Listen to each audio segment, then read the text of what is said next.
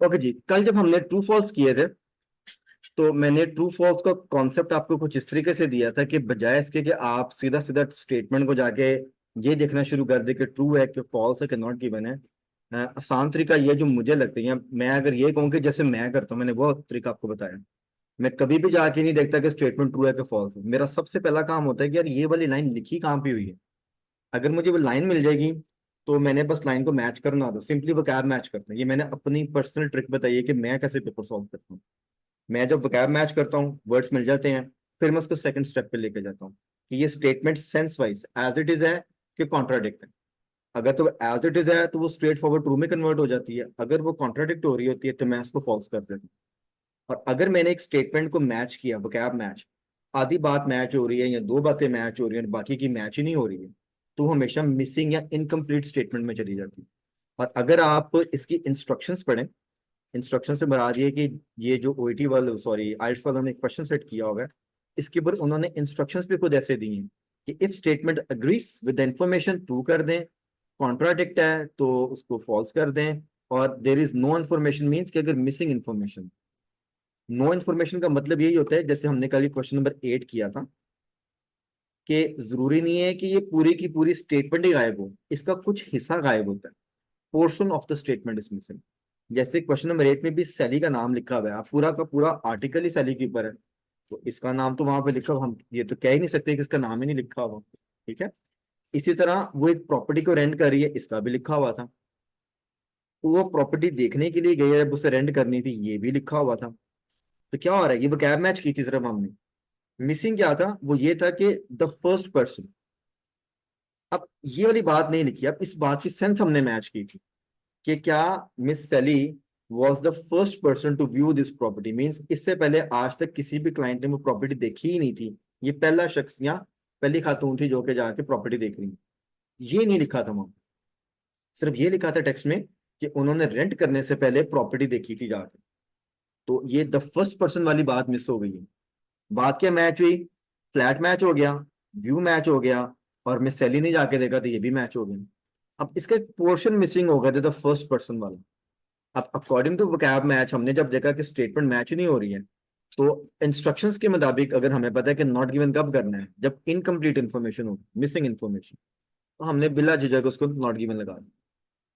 और इसी तरह अगर हम क्वेश्चन 7 की बात करें, उसमें सारी बातें मैच हो गई थी, सिर्फ एक बात जो हमारी कॉन्ट्राडिक्ट हुई थी।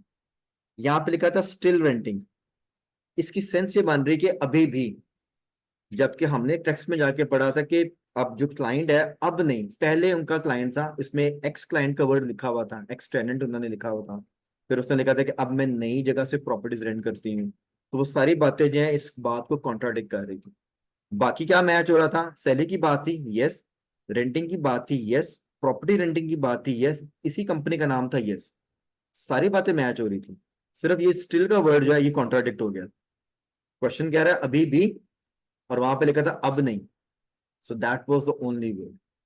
ट्रू और फॉल्स के अंदर एक्चुअली गेम जो होती है ना, वो वन वर्ड पे टिकी होती है। एक वर्ड होता है स्टेटमेंट में, वो उसी स्टेटमेंट को ट्रू बना देता है और उसी स्टेटमेंट को फॉल्स बना देता है। अगर आपको वोकैब मैच आती है कि स्टेटमेंट कहाँ लिखी है, आप वर्ड्स को मैच करके सेंस क्रिएट कर लेते हैं, तो ट्रू फॉल्स ऑटो पे लगा होता है, लाइक खुद ब खुद नजर आता है कि यार ये तो मैच ही नहीं हो रहा, कॉन्ट्राडिक्ट हो गई, ये तो बिल्कुल सेंस बन गई है, और ये तो बात तो पूरी है ही नहीं इसके अंदर। तो वो जो है ना ट्रू फॉल्स, वो खुद ब खुद निकलना शुरू होता है। आपने क्या किया, आपने सिर्फ वोकैब को मैच किया था। मेरे हिसाब से तो ये one of the good techniques है, बजाय इसके कि आप जाके देखना शुरू कर दे ट्रू है कि नहीं ट्रू। क्योंकि ना तो वर्ड एज इट इज होते हैं और सेंस क्रिएट करते हैं, तो दैट क्रिएट्स अ प्रॉब्लम। तो इसको हम टू स्टेप में सॉल्व किया करेंगे हमेशा, चाहे यस नो आ जाए, चाहे ट्रू फॉल्स आ जाए, it is the same way to do it. Just do the vocab match. Sir, जिसमें आपका ये डिस्प्ले पर्सनल इंफॉर्मेशन है कि आपने जिसमें कीवर्ड मैच होना चाहिए ना, वगैरह को मैच कर लेते हैं, इसके बाद जो मैचिंग हो रही है उसको बनेगा कंडक्टिव वाले के लिए बात अगर चीज को लिख भी नहीं किया गया तो। पर इसके अलावा और इजी सोल्यूशन क्या होता है जिसकी उस तरीके से भी करना चाहें कि हमारे ये टू फॉल्स होंगी उनको हम दो एंगल से घेरना है। दूसरा स्किपिंग वर्ड हो रही है, कुछ वर्ड को हम स्किप कर देते हैं कि हमने पढ़ने नहीं, इसके अलावा और क्या टेक्निक्स है इसको इतना करने के लिए, सॉल्व करने के लिए, जिसमें हमारी जो एक्यूरेसी जो है, जो 90% होता है, हमारी जो क्वेश्चन अगर 90% वो आंसर नहीं था। अच्छा, मेथड और भी है, जैसे हम सिर्फ जाके कोई एक कीवर्ड पकड़ते हैं, जैसे सैली का वर्ड ले लेते हैं और पोपाई प्रॉपर्टीज का ले लेते हैं। अब मसला ये है कि सैली उन्होंने टाइटल में डाला हुआ है और जो पोपाई प्रॉपर्टीज है वो भी उन्होंने टाइटल में डाला हुआ है। अब ये ऐसे इसमें दो प्रोमिनेंट वर्ड्स हैं पहले सेंटेंस में, जो कि ऑलमोस्ट आपको हो सके हर पैराग्राफ में मिले, हर दूसरी लाइन में भी मिल सकते हैं। तो कई बार क्या होता है कि जो मेन प्राइमरी कीवर्ड्स होते हैं वो इतने हेल्पफुल नहीं होते। तो मेरा जो अपना मानना है ना, जो बीच के वर्ड्स होते हैं ना, एक्चुअली वो गेम सारे सेट करते हैं। तो अगर आपने एक्यूरेसी को इंक्रीज करना है ना, इसी कल मैंने आपको ट्रिक ये बताई थी कि कीवर्ड पूरी स्टेटमेंट का बनाना, उसमें से एक एक वर्ड पिक नहीं करना, ये एक्यूरेसी को इंक्रीज करता है। That's one way of doing it. दूसरा स्टेप वोकैब मैच पे ही जाते हैं, क्योंकि मैंने इसको और मेथड्स को तो जैसे स्किम स्कैन ही लोग करते हैं, या एक लाइन पढ़ी और उसके बाद दूसरी लाइन पे चले गए। आमतौर पे कॉम्प्रीहेंशन का पूरा टेस्ट, मैं चाहे आइल्स की बात कर लूं, पीटी की बात कर लूं, किसी और टेस्ट का नाम ले लूं, जो कॉम्प्रीहेंशन टेस्ट होते हैं वो वोकैब मैच पे टिके होते हैं। अगर आपकी वोकैब मैच होती है ना, तो फिर आगे क्वेश्चन की टेक्निक होती है। अब मेरी वोकैब मैच जब हो जाएगी तो अब मुझे पता है इसका स्टेटस क्या लगाना है, ट्रू लगाना है, फॉल्स है कि not given. I personally think this is the easiest way to do it. अब यहाँ पे गेम सिर्फ टिकी है कि वोकैब को अपग्रेड करना, दैट्स द गेम। उसके लिए रिवर्स में जाते हैं बार बार, ठीक है। फॉर एग्जाम्पल, आपने बाकी के सवाल किए हैं 10, 11, 12, 13, 14, ठीक है। चलिए मुझे बताएं क्वेश्चन नंबर 10 का आंसर क्या है। क्वेश्चन नंबर 10 अगर किया तो क्या आंसर है इसका? फॉल्स है, पीछे से चेक कर लिया होगा, ठीक है। इसके बुक के एंड पे की भी गिवन है इसकी, ठीक है। तो अगर इसका आंसर आप फॉल्स लगा रहे हैं तो जरा रिकंफर्म कर लें कि क्या इसका आंसर फॉल्स ही है नंबर 10 का, ये कुछ और आंसर है इसका? फॉल्स है। किसी ने इसका आंसर फॉल्स के अलावा ट्रू या नॉट गिवन लगाया हो? क्वेश्चन नंबर 10 का आंसर, एक्यूरेट आंसर फॉल्स ही है इसका, दैट्स करेक्ट आंसर। अगर किसी ने इसका कोई और आंसर लगाया है वो जल्दी से बताएं, फिर मैं आपको बताऊंगा अब इसको इंप्रूव कैसे करना है। सबने फॉल्स लगाया होगा इसका आंसर? चलो ठीक है, अगले सवाल पे आ जाए। क्वेश्चन नहीं नंबर, सर, मैंने ट्रू लगाया। ठीक है। आपने मिस्टेक मुझे जरा वर्कआउट करके बताया, आपने ट्रू कैसे लगाया था और प्रूफ करेंगे। एक्चुअली मैंने नहीं लगाया, मैं तो वैसे ही कह रही थी कि आप डिटेल दें। डिटेल आगे आ जाती है, अभी कोई क्वेश्चन, चल इसको छोड़ देते। 11 का बताएं, 11 का क्या आंसर है जी? चलिए मैं आपको एक बार आंसर बता देता हूँ। अगर आपने कोई आंसर गलत मार्क किया हुआ है, हम वहां से डिस्कस करेंगे और एट द सेम टाइम हम वहां से जो है ना इसकी तो कैप पे काम कर लेंगे, ठीक है। क्वेश्चन नंबर 10 का आंसर फॉल्स है, 11 का आंसर ट्रू है, 12 का आंसर नॉट गिवन है, 13 का आंसर फॉल्स है और 14 का नॉट गिवन। अब इनमें से अगर कोई भी सवाल आपका गलत है तो वो बता दे, वहां से हम वो कैब मैच पे बात कर लें, ठीक है। आपका 12 और 14 का 13 का गलत है, चलिए ठीक है। हमने 12 का आंसर बताया है जी नॉट गिवन, और आपने क्या लगाया मिस्ट्री। चलो जी, ये नंबर 12 को जरा डिस्कस कर लेते हैं, यहीं से हमें कॉन्सेप्ट क्लियर हो जाएगा, ठीक है। बात हम क्या सीखने लगे हैं कि यार वोकैब को मैच कैसे करना है। फॉर एग्जाम्पल, अब आपने वोकैब मैच ही की होगी, जो मैंने कहा जी इस तरह करें, हो सकता है आपने ऐसे ही की है, अब फिर भी आंसर गलत हो गया, it means something went wrong somewhere, कहीं ना कहीं तो गलती हो गई, इसलिए सेंस नहीं बन सकी आपकी। अब आपने इसको रिवर्स में लेके जाना, ठीक है। रिवर्स का मतलब है कि आंसर था इसका नॉट गिवन, एनजी लिख देता हूं, और मैंने सॉल्व करते हुए गलती से इसको फॉल्स मार्क किया हो। अब हमने रिवर्स जाना है, अब हमने देखना है कि यार ये नॉट गिवन क्यों है, ठीक है। अब सबसे पहले इसके कीवर्ड पे काम करना है दोबारा से। आपने आपने हो सकता है कीवर्ड मार्किंग में गलती कर दी। यहाँ पे लिखे जी the flat that Sally rented from Popeye Properties was unfurnished, ठीक है, ओके। अब मैं कीवर्ड बनाने लगा हूं, the flat, that's one keyword, ठीक है। कौन से फ्लैट की बात करें? That Sally rented, that's second keyword, rented तक मैं इसको सेकंड कीवर्ड लूंगा, that Sally rented, that's my second keyword. कहां से लिया था? From Poppy properties. तीसरा कीवर्ड। अब उसके बारे में फर्दर क्या इंफॉर्मेशन है, वो ये है कि was unfurnished. Actually question statement क्या है, इधर देखे बोर्ड पे देखना आपने, कि जो फ्लैट है ना वो अनफर्निश्ड है। क्वेश्चन ये है। अब बीच की बात क्या है, जो सेली ने लिया था, क्योंकि दा फ्लैट है तो हम किसी पर्टिकुलर फ्लैट की बात कर रहे हैं, नॉट एनी फ्लैट, क्योंकि आर्टिकल लगा हुआ है दी का। The means we are talking about a very specific flat, और एजेंट का या कंपनी का नाम लिखा हुआ है पोपाय प्रॉपर्टीज। अब इसमें सिर्फ एक ही वर्ड है जो मुझे लगता है जिस पे फोकस होना चाहिए आपका, या समझ आनी चाहिए, फिर आंसर मिल जाएगा। फर्निश्ड और अनफर्निश्ड वर्ड का मतलब क्या होता नहीं, हर चीज डेकोरेटेड और हर चीज अवेलेबल हो, है? ठीक है, तो आपको पूरी चीजें फर्नीचर जो है वो अवेलेबल है और अनअवेलेबल है। वगैरह बाकी चीजें fair enough, ठीक है। So when we कुछ भी नहीं, so when we say a furnished flat, we basically represent it or like make a sense of it with the furniture। ठीक है, अगर फर्नीचर है तो फर्नीचर के अंदर जो घर के अंदर फर्नीचर होता है वो सारा फर्नीचर इसके अंदर एडेड है। और अगर हम कहते हैं अनफर्निश्ड है, इसका मतलब है कि हमें एम्प्टी रूम्स और सारा कुछ मिलेगा, लेकिन बिल्डिंग दे देंगे, मगर उसमें जो आपने लाइक ऑक्यूपेंसी करनी है, अब अपने अपनी मर्जी के हिसाब से उसमें चीजें फर्निश करना है, उसको अपने हिसाब से बेड टेबल चेयर जो भी आपको चाहिए वो लेके आना। अब स्टेटमेंट सिंपल है, the flat that Sally rented from Popeye properties was unfurnished, means building दे दी थी मगर उसमें था कुछ नहीं, खाली थी। ठीक है, अब हमने देखना है यार ये बातें कहाँ लिखी हुई हैं। ठीक है, अब इसको टेक्स्ट पे लेके चलते हैं। ठीक है जी, कीवर्ड हमारे मार्क हो गए हैं, and let's go to the text. में इसके पिछले पेज पे जा रहा हूं, और मेरा ख्याल है ये सेकंड पैराग्राफ से जो है ना बात शुरू होती है। ठीक है, मैं पहली लाइन से पढ़ रहा हूँ, सेकंड पैराग्राफ। इट सेज जी at the start of my tenancy, इसका मतलब है कि जब फ्लैट रेंट आउट हो गया। ठीक है, a number of issues were unsatisfactory in the property, बहुत सारे मसले थे जिससे अब मुझे सुकून नहीं हो रहा था, यहाँ सेटिस्फेक्शन नहीं थी। अब मिसाल के तौर पे, for example, as a new tenant you have a right to expect your flat to be clean. उसने कहा जी पहली बात है कि सफाई होनी चाहिए थी, इसका मतलब है कि फ्लैट क्लीन नहीं था। अब यहाँ पे नो का वर्ड नहीं है, वो बता रही कि एक्सपेक्टेशन ये थी मेरी, और ऊपर का वर्ड अनसेटिस्फैक्ट्री है, इसका मतलब है कि क्लीन नहीं था, जब बिल्डिंग दी है तो वो साफ नहीं थी, गंदी थी।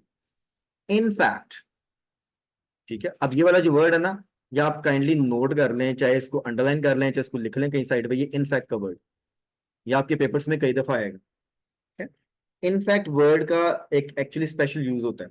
स्पेशल यूज क्या होता है? मैंने कहा फ्लैट की सफाई नहीं है, ये एक बड़ी जनरल स्टेटमेंट है।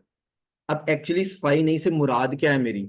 मे बी वहां पे कचरा पड़ा है, मे बी वहां पे मिट्टी बहुत ज्यादा है, मे बी उसमें जाले लगे हुए हैं, मे बी उसकी दीवारों का पेंट खराब हुआ हुआ है। मैं किस चीज को कह रहा हूँ कि क्लीन नहीं है? ये तो मैंने डिफाइन नहीं किया पिछली स्टेटमेंट में। जब आप एक जनरल स्टेटमेंट देते हैं और उसके बाद उसकी स्पेसिफिक डिटेल्स देते हैं, तब आप इनफैक्ट का वर्ड यूज करते हैं। अब उसने आगे बताना है कि क्या चीज गंदी थी। In fact carpet should be professionally clean. अब देखिए ऊपर और अगली स्टेटमेंट में फर्क नजर आ गया। ऊपर है जी यार फ्लैट की सफाई नहीं थी, क्या साफ नहीं था जी?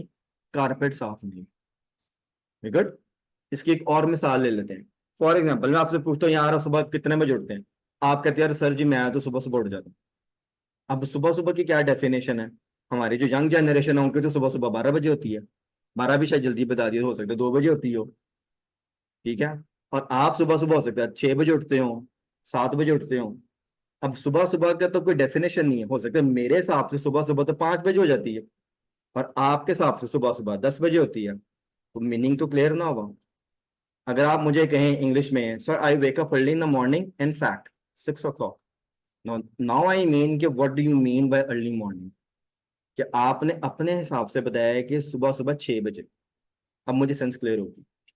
ठीक है, ये स्पीकिंग में भी यूज करना है और ये रीडिंग में बार बार आएगा। ठीक है, अब हमें पता लग गया, हम बात कर रहे हैं फर्निश्ड और अनफर्निश्ड की। कारपेट एक चीज आ गई। जो हमारी टेनेंट है यहाँ पे मिस सैली, वो कह रही है यार कारपेट्स गंदे थे, क्लीन नहीं थे, एटलीस्ट वो प्रोफेशनली क्लीन होने चाहिए थे। आगे उन्होंने क्या लिखा है? But mine had not even been hoovered, means उसको वैक्यूम भी नहीं किया हुआ था, धोना तो दूर की बात है। ठीक है।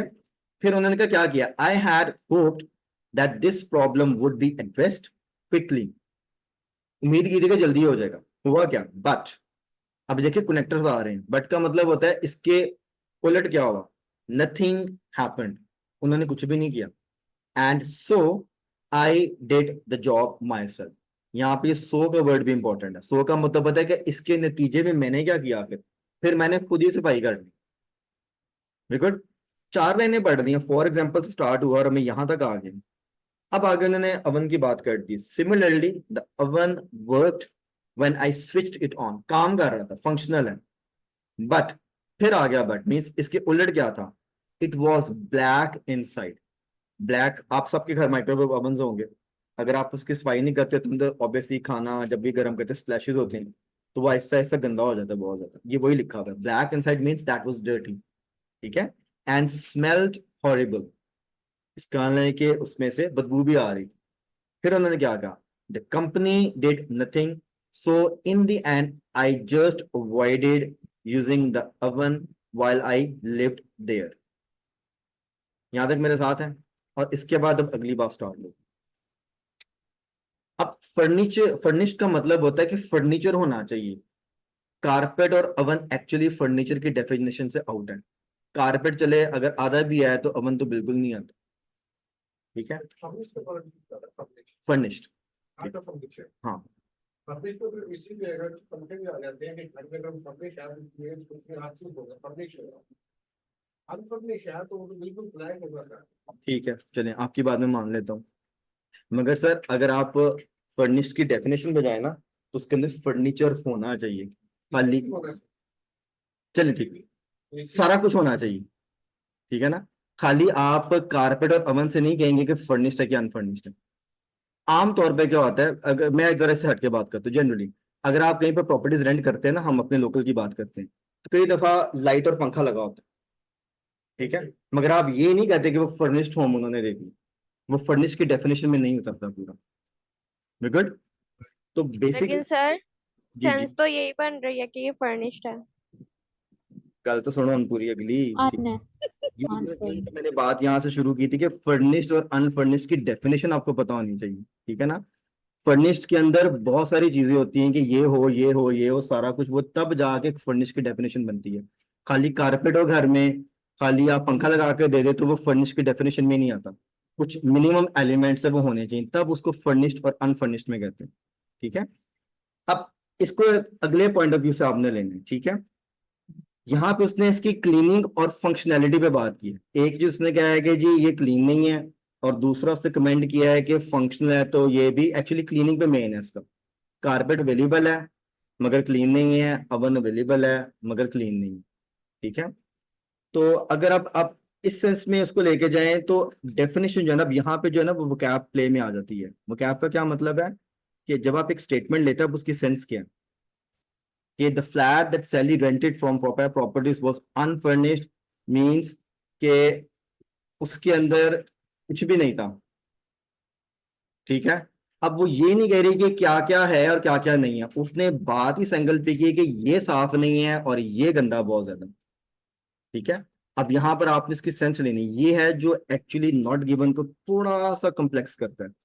आपने आइटम्स पे तो चले गए हैं, मगर आप देखिए वो किस सेंस में जा रहे हैं यहाँ पे।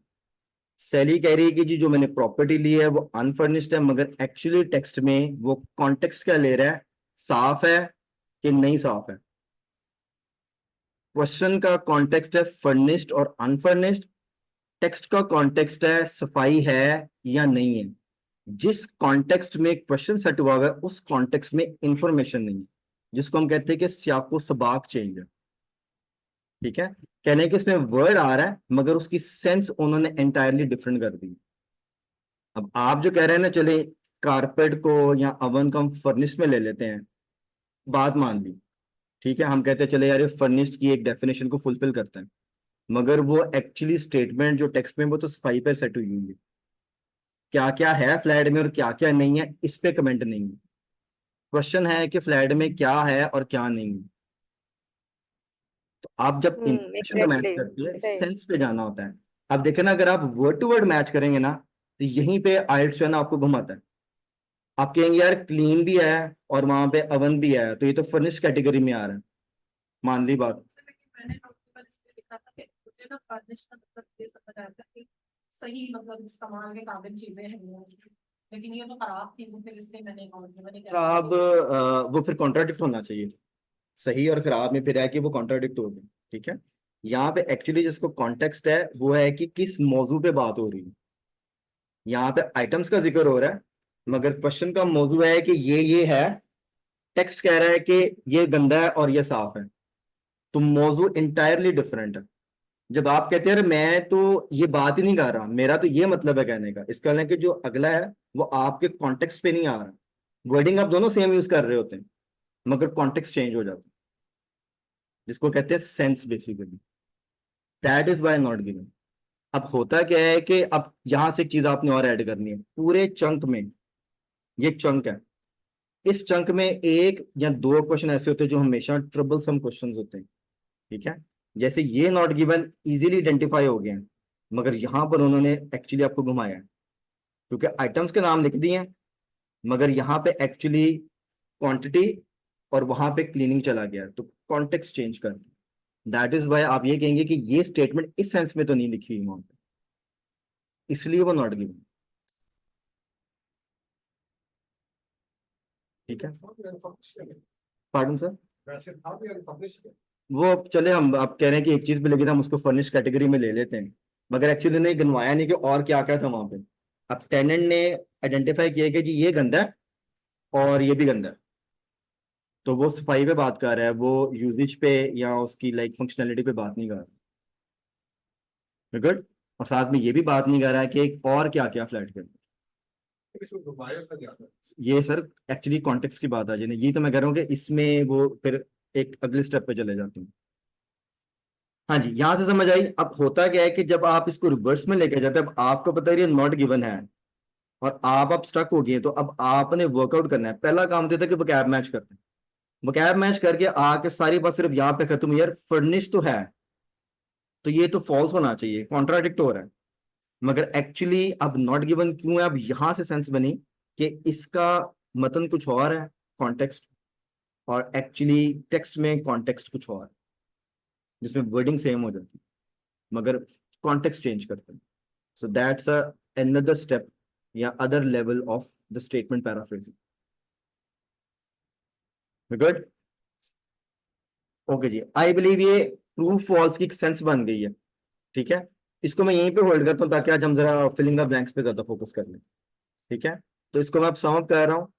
करनी वोकैब मैच ही है, वोकैब मैच के बाद फिर आपने देखना होता है कि यार इसकी सेंस सेम है। मैं बार बार सेंस का वर्ड यूज करता हूँ कि यार क्या उसी सेंस में बात हो रही कि नहीं।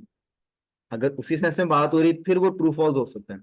अगर क्वेश्चन की सेंस ही डिफरेंट है और टेक्स्ट की सेंस डिफरेंट है, तो वो हमेशा नॉट गिवन ही होगी। यहाँ तो स्टेटमेंट माइनस हो जाती है, यहाँ वो कॉन्टेक्स्ट चेंज करते हैं।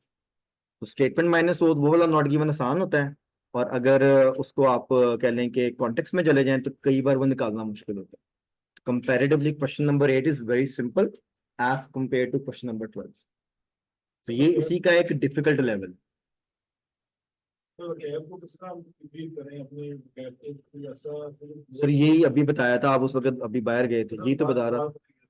आपने इसको रिवर्स में सिर्फ वोकैब को मैच करना होता है, इसी से इंप्रूव होगी सर जी। ठीक है ना, फर्ज कर ले मैं आपको एक लिस्ट दे देता हूँ 100 वर्ड की, आप जब वो वर्ड याद करेंगे और उसके बाद उस वर्ड को यूज करेंगे तो तभी इंक्रीज होगी ना वोकैब। एक साथ या बगैर कुछ किए तो नहीं होगी, तो कुछ करना है। यहाँ पे मैं कह रहा हूँ कि वोकैब को मैच कर लो, वोकैब मैच करेंगे तो वोकैब इंप्रूव होगी। ओके जी, अब अगले पैसेज पे चलते हैं। ठीक है, अब आ जाए आप नेक्स्ट पेज पे, and as per the next page हमारे पास टॉपिक है procedure for making a complaint at work. Reference के ऊपर है ये। ठीक है, जैसे जो जॉबियंस हैं वो इस चीज को जरा अच्छे से समझ जाएंगे, जो जॉबियंस नहीं है इसको हम और कॉन्टेक्स्ट में लेते हैं। फॉर एग्जांपल घर की एग्जांपल ले लेते हैं, कॉन्सेप्ट दे रहा हूँ। अगर आपके घर में आपको कोई मसला है, किसी से, भाई से, बहन से, अम्मी से, कोई अब्बू से मसला है, आपने इस मसले को सॉर्ट आउट कैसे करना है? ऑब्वियसली कोई ना कोई तो तरीकाकार हो गया, यार मैं इससे बात कर लेता हूँ, इस बंदे को बीच में डाल लेता हूँ, ये बैठ के हमारा मसला सॉर्ट आउट करवा दें। इसी को अगर हम एक प्रोफेशनल वे में ले आए तो जॉब्स भी कई बार क्लैशेस हो जाते हैं, कोलीग्स के, मैनेजमेंट के, क्लाइंट्स के साथ एंड सो ऑन। तो कई बार तो आप खुद वन ऑन वन होके मसला सॉर्ट आउट करते हैं, और कई बार किसी को बीच में डालना पड़ता है। या अगर आप लाइक प्रॉपर जॉब्स की बात करें तो कंपनीज के अंदर प्रोसीजर सेट होते हैं। अगर कोई मसला क्रिएट हो जाए, इंसिडेंट रिपोर्ट्स बनती हैं, इन्वेस्टिगेशंस होती है, टीम्स बैठती हैं, और फिर जो मैनेजरियल लेवल पे लोग होते हैं वो ऑटोमेटिकली इन्वॉल्व होके तो उसको रिजॉल्व करते हैं। ठीक है, एचआर डिपार्टमेंट इसको हम कह सकते हैं, that's how the system works. ठीक है, तो जो जॉब नहीं करते उनको भी कॉन्सेप्ट आगे के घर में फिर कोई ना कोई बीच में पड़ के तो मसला सॉर्ट आउट करवा रहा हो। ठीक है, ये अब सारा का सारा उसी के ऊपर है, ये आपका एक पैराग्राफ है। ठीक है, और ये जो क्वेश्चंस हैं इसके टाइप मुझे बता दें क्या है, what are this questions called. ठीक है, कंप्लीशन तो है, और टेबल कंप्लीशन, ठीक है, और क्या कहते हैं इसमें, सेंटेंस कंप्लीशन, और fill in the blanks. Okay ठीक है, कोई और भी वर्ड यूज कर लो, Fill filling in the the blanks. Flow chart, बस ये एक्चुअली यहां से चलते हैं। सबसे ऊपर लिखा हुआ है कंप्लीट द फ्लो चार्ट। ठीक है, देखिए आपके पेपर में जनरल जो है ना वो फिल इन द ब्लैंक्स ही आते हैं। फिल इन द ब्लैंक्स की कैटेगरीज हैं, कभी टेबल आ जाता है, कभी नोट्स आ जाते हैं, कभी फ्लो चार्ट आता है जो आपके सामने है, कभी सेंटेंस आ जाते हैं। तो आपने फ्लो चार्ट में filling the blanks put up करना। वेरी गुड, ये फ्लो चार्ट होता है। फ्लो चार्ट को डिस्टिंग्विश करने का वेरी सिंपल वे, इसमें हमेशा एरोज होते हैं, फ्लो रिप्रेजेंट होता है कि किस तरफ इंफॉर्मेशन जा रही है। ठीक है, अभी मैंने आपको मिसाल दी और इसके इसमें लाइक टेक्स्ट में भी ये लिखी हुई है, ये मैं आपको समझाऊंगा, टाइम दूंगा, करना भी आपने है, सो दैट हम उसके ऊपर इकट्ठे डिस्कशन करेंगे। जब भी फ्लो चार्ट आता है, और मैंने क्या है कि इसकी एक फ्लो है, तरतीब बनी हुई है।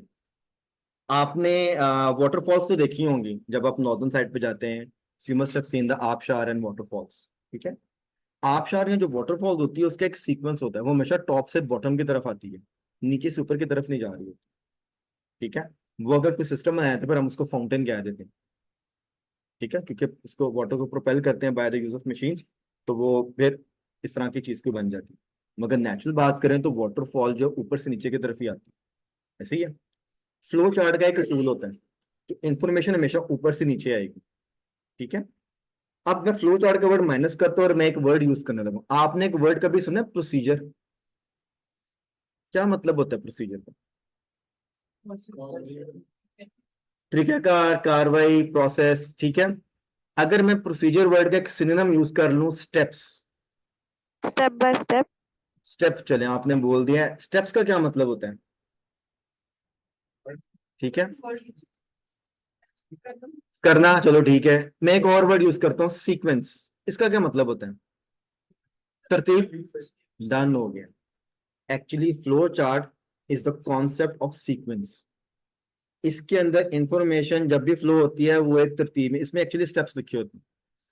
ठीक है, Simulation. हमारे पास एक्चुअली आइल्स के अंदर एक पॉजिटिव चीज ये है कि जो क्वेश्चंस है वो वैसे ही सीक्वेंशियल ऑर्डर में सेट होते हैं।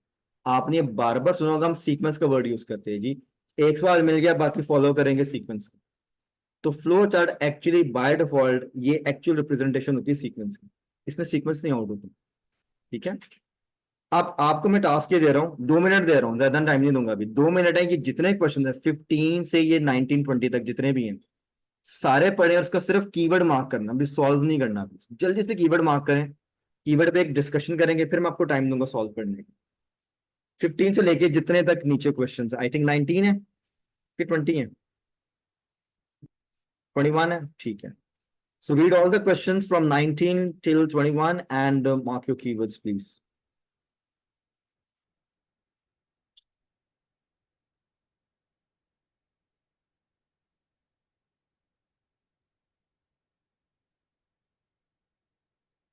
और कीवर्ड्स प्लीज वैसे ही मार्क करने जैसे कल हमने डिस्कशन की थी, बीच में से नहीं, पूरी स्टेटमेंट लेनी है, उसको डिवाइड करना है आपने।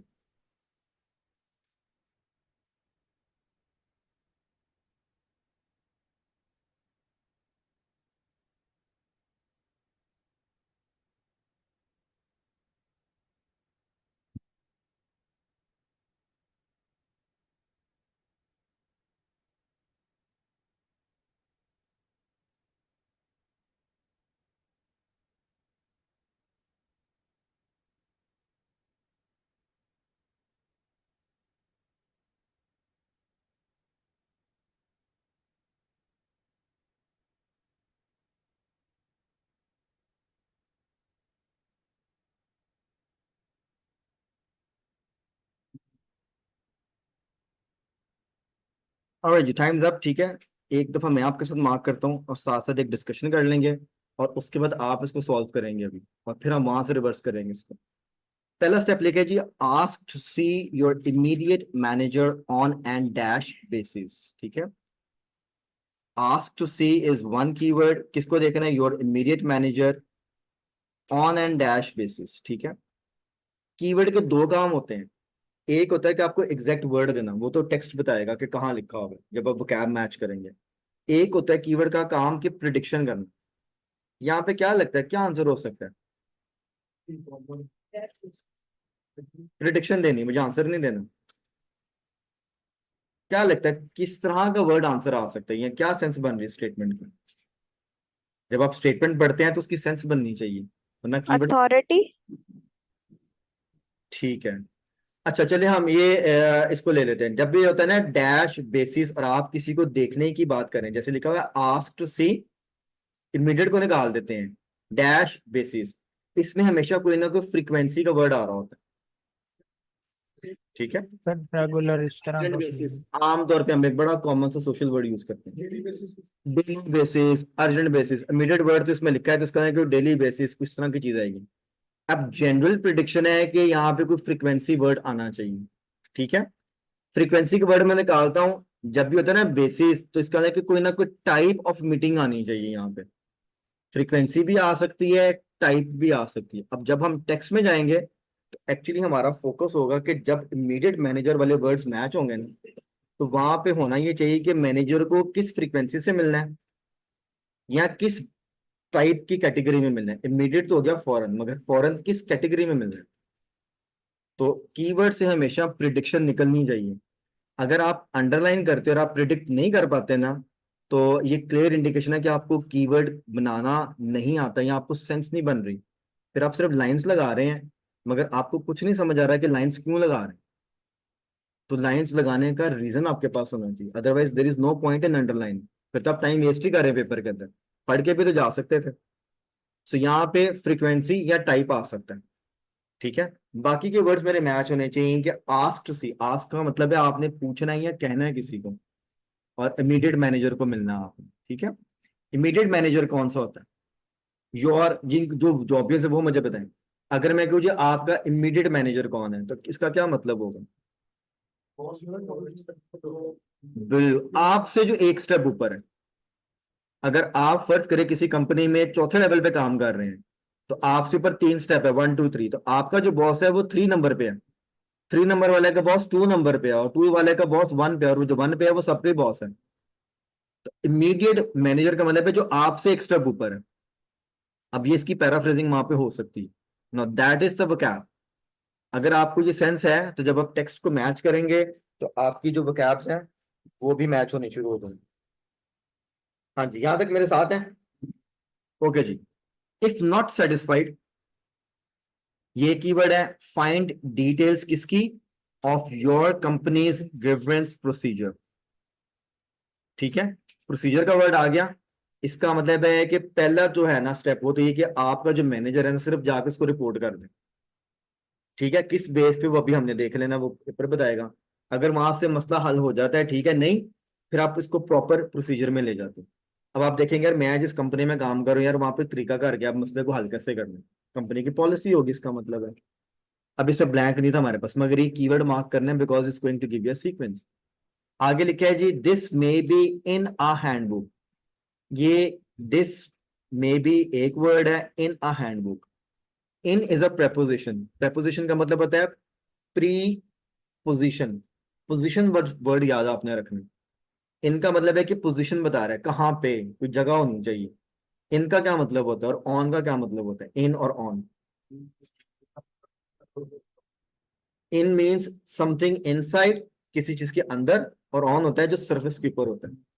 अब हैंडबुक है, हैंडबुक के अंदर ही लिखा होता है, जैसे कि हम कहते हैं किताब के अंदर लिखा है, किताब के ऊपर नहीं लिखा होता। गुड, हैंडबुक आ गया, इसका मतलब है कि इन आ हैंडबुक किसी चीज के अंदर है, डैश और एन इंट्रानेट साइट। अब यहाँ पे आ गया बीच में डैश और उसने और का वर्ड लगा दिया, और प्रेपोजिशन इन का लगा होगा ऑलरेडी। यहाँ तो हैंडबुक होगी या किसी और चीज के अंदर लिखा होगा। अब ये आपका वहां पे मैच होना चाहिए कि यार हैंडबुक है, इन है, और अदरवाइज आपका इंट्रानेट साइट है। एक होती है इंटरनेट, एक होता है इंट्रानेट। अब अगेन जो जॉबियन से सवाल है, इंट्रानेट क्या होता है, ताकि बाकी लोगों को भी पता लगता जाए। जो स्पेसिफिक सर्वर होता है आपकी, मतलब कोई organisation in house, in house, ठीक है। इंटरनेट होता है जो पब्लिक है, पूरी दुनिया से कोई भी एक्सेस कर सकता है, कहीं से बैठ के भी। इंट्रानेट होता है जो एक कंपनी के अंदर एक नेटवर्क चल रहा होता है, वो सिर्फ उन्हीं को एक्सेस होता है जो उस कंपनी में होते हैं। जैसे जो बड़े सेटअप्स होते हैं, आपने अक्सर देखा होगा इंटरकॉम सर्विस लगी होती है दफ्तरों में, रिसेप्शन पे जाते हैं, वो वहीं से इंटरकॉम दबाते हैं और कॉल मिल जाती है आगे। एक है जैसे लैंडलाइन आपकी पीटीसीएल है, दुनिया से तो कोई भी फोन कर सकता है, मगर वो इंटरकॉम सर्विस सिर्फ ऑफिस के अंदर चल रही होती है, जैसे हमारे भी नीचे लगी हुई है। वो अगर मैं इंटरनेट पे ले जाऊँ तो वो इंट्रानेट कहते हैं उसको, ठीक है। इसका मतलब आप कंप्यूटर पे जाएंगे, वेबसाइट खोलेंगे, मगर वो वेबसाइट सिर्फ आपकी कंपनी के अंदर ही खुल रही है, बाहर से कोई भी नहीं एक्सेस कर सकता उसको। That is intranet. अब क्या कह रहे हैं, यहाँ तो हैंडबुक में लिखा होगा, यहाँ उसने एक और चीज पूछी है, यहाँ कह रहा है कि सिस्टम खोले, वहां पे लिखा होगा, ठीक है।